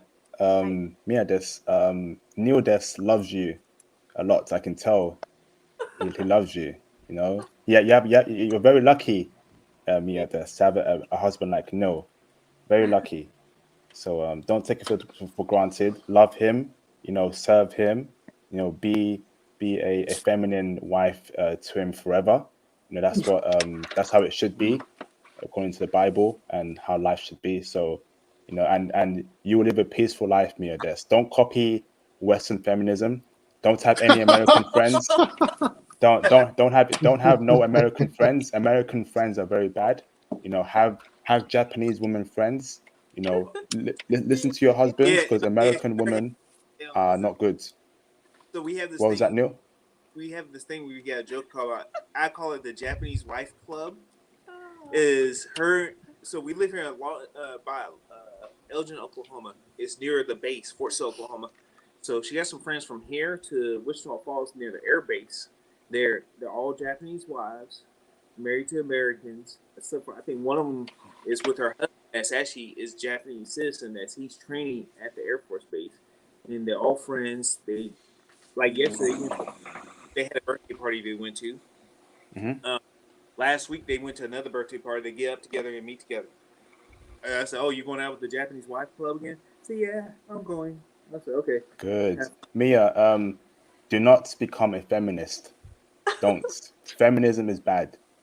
Don't Yep. become a feminist. Be a feminine woman, not a feminist. Be a feminine woman and never be a feminist. It's for your own benefit, Mia. If you want to live a peaceful life, if you want to live a life where Neil will always look after you and be a great husband to you, you must reject feminism.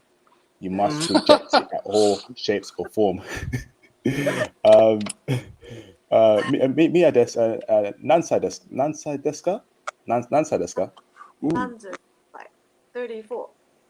So Hachi. Wait, no, No, let me get. not Hachi, not Hachi. No, No. no. Oh no, Sumasen. Sanju. 34. Sanju. Wait, Sanju Kyo. Sanju Yo. Ah, Sumasen. Arigato. My Japanese is bad. Sumasen. Oh, you're Daijoubu. learning. You're learning. I'm learning. Daijoubu. Wow, yeah. So feminism is bad. You're going to be you're going to be a great wife for Neil for a very long time. Keep doing what you're doing. Neil is a great man. Fantastic. This has been a great stream. Thank you very much, Mia Des, for doing this. Mia Des, do you have any questions for Theo or for me? I'm in the UK, and Theo's in America. Do you have questions for us? And Thomas as well. Do you have any questions? No.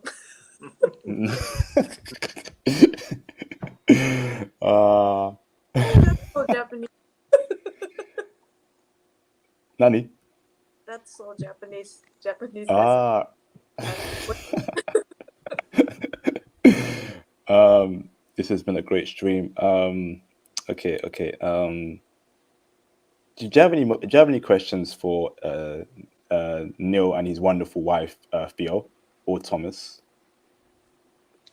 I'm For us before they leave. Okay, I have a question. We want to meet. I know I may have asked this right. We want to. Is Okinawa a good place to meet beautiful Japanese women who have low body counts and who are virgins in Okinawa?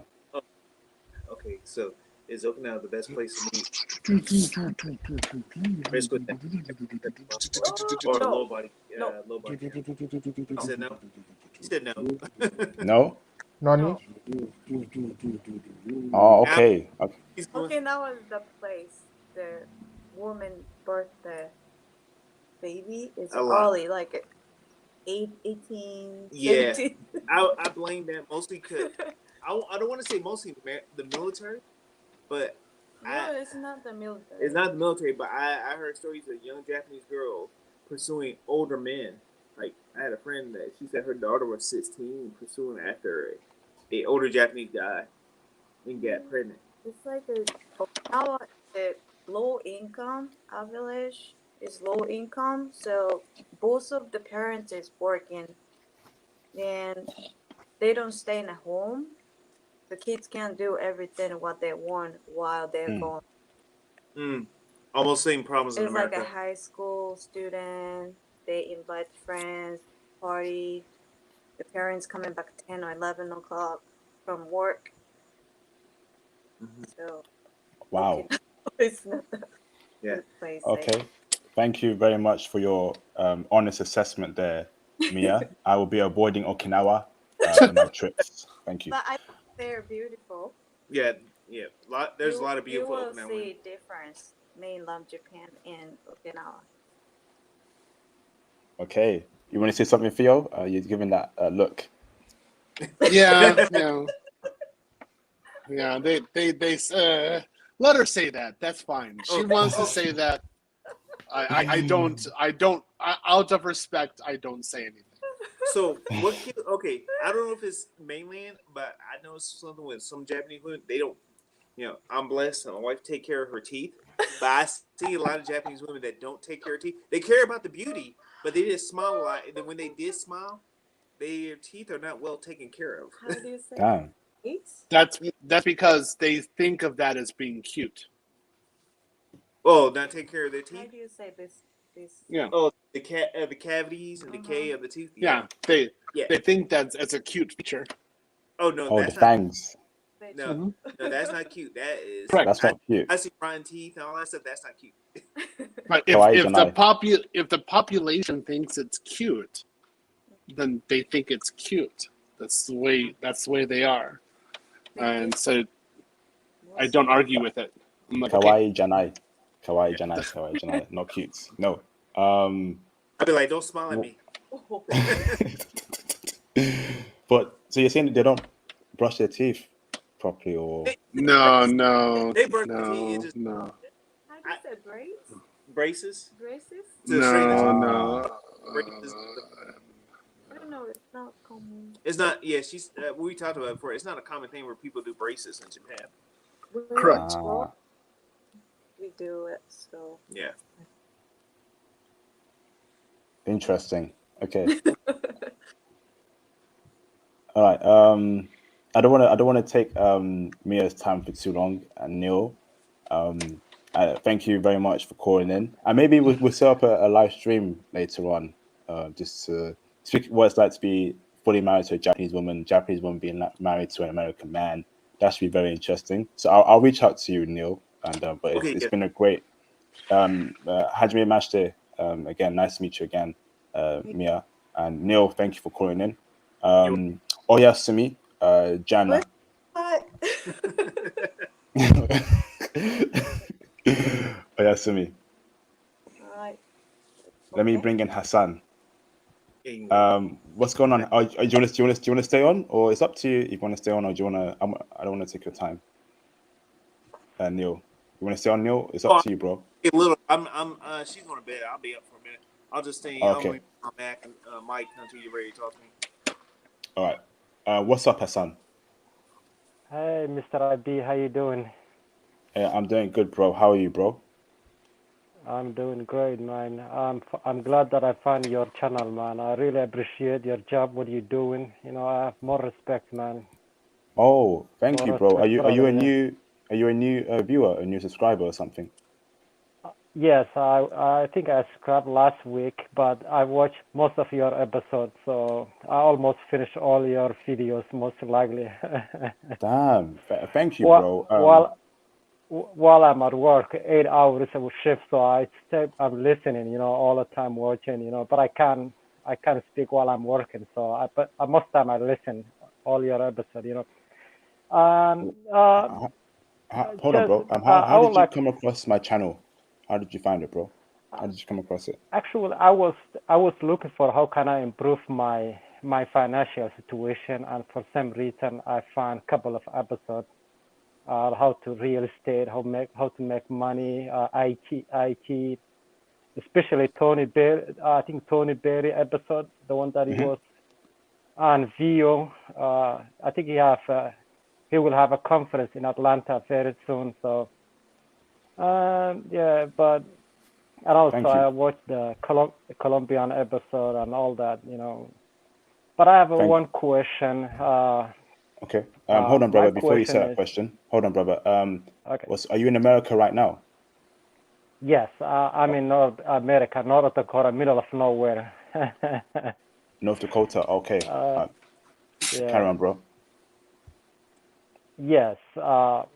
Actually, it's a couple of questions. No, I know, especially I'm a black, but I'm not from here in U.S. And I've been living here for almost 15 years, so I know what of my brothers going through.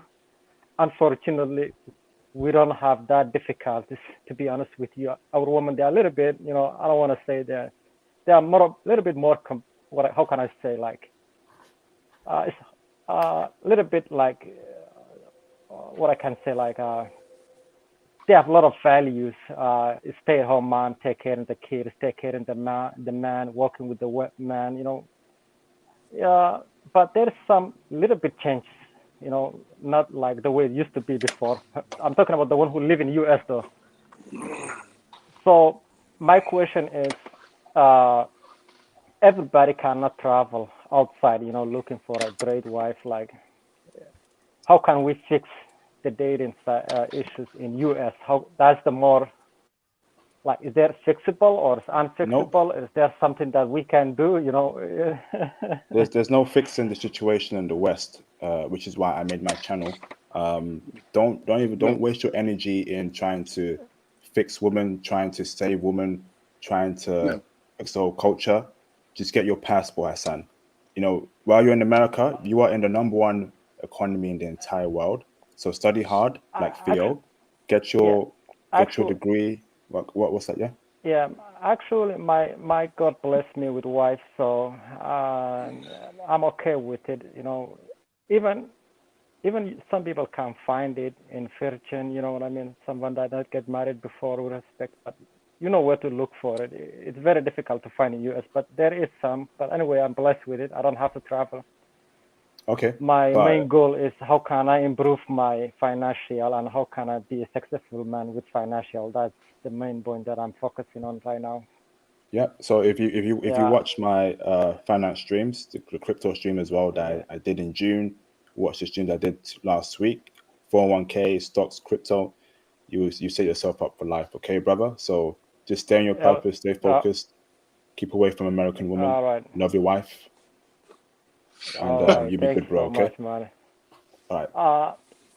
Right. Thank you, man. Have a nice day. All right. See you, Hassan. Take it easy. Bye. All right. See you, brother. Bye. Bye. All right. All right. Okay. Wonderful. Great.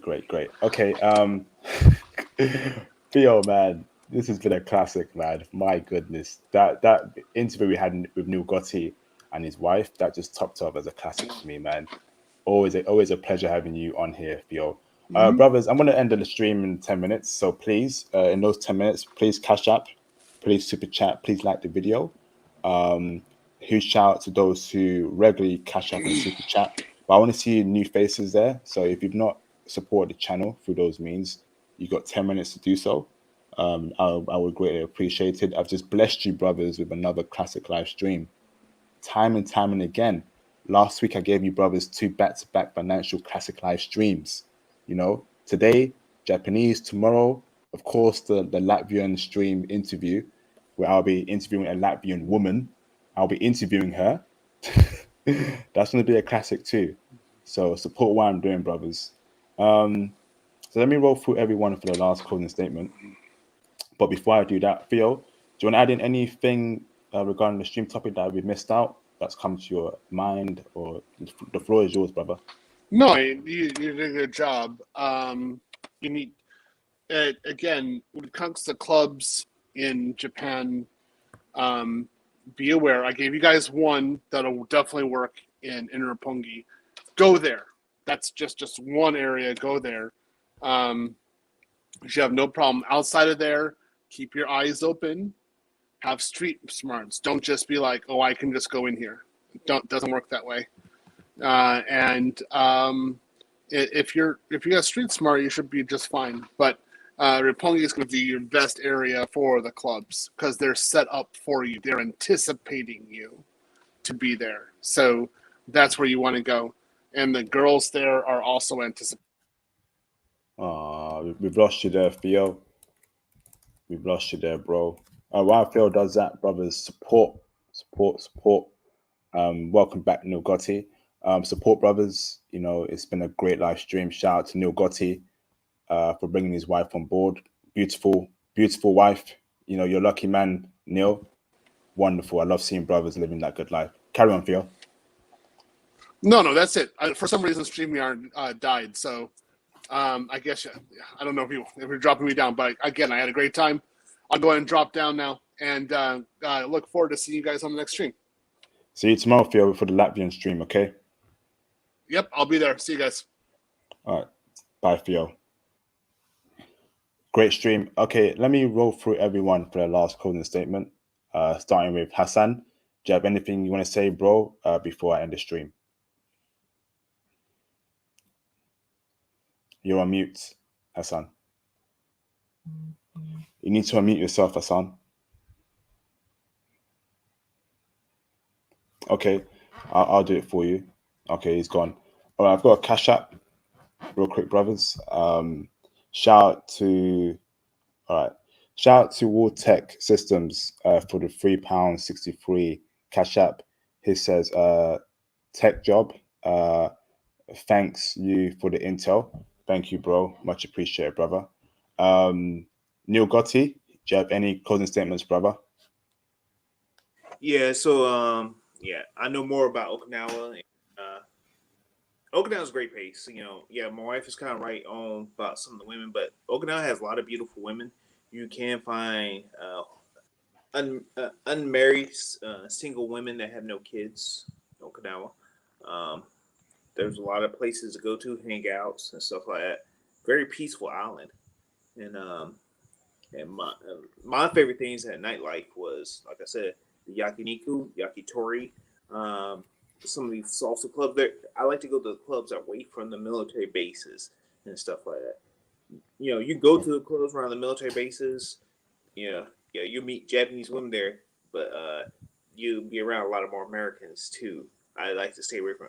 And one thing in Okinawa, they're really big on karaoke too. They love karaoke and stuff like. There's a lot of karaoke places and stuff like that. You know. Okay. And thanks. they had a lot of Japanese friends. Besides, my wife had a lot of male Japanese friends, all that stuff. 'Cause I was in the car community. Okay. All right. Thanks for that, brother. What did I want to say? I've lost it. Please, who's taking down timestamps? I hope someone's been taking down timestamps. I would greatly appreciate it. If you can post those timestamps in the comment, I'll pin it. Thank you to whoever took the time out to do so. So whoever's watched the live stream from beginning to the end, please put the timestamps in the comments when I drop it on my channel. Thank you, Neil.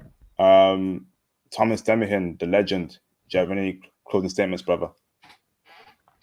Yeah, man. IP, another classic. Thank you very much. Your live streams have been very therapeutic, and it's a damn shame that you're not getting enough support. Because as a fellow UK brother, you don't see a lot of UK brothers supporting this channel. It's a real shame. You see me, I'll always support you, no matter what, fam, and always I'm gonna do a timestamp once you upload this video. So it's a damn shame, fam, because like you have our American brothers, yeah, who always support us, who always support you, yeah, but no UK brothers. It's just a damn shame, absolutely shameful. Well, I say keep your head high, keep your head up high, brother. We're gonna succeed. This movement's gonna succeed. Thanks, bro. Thank you very much, Thomas. Again, Thomas is right. I want to say a huge shout out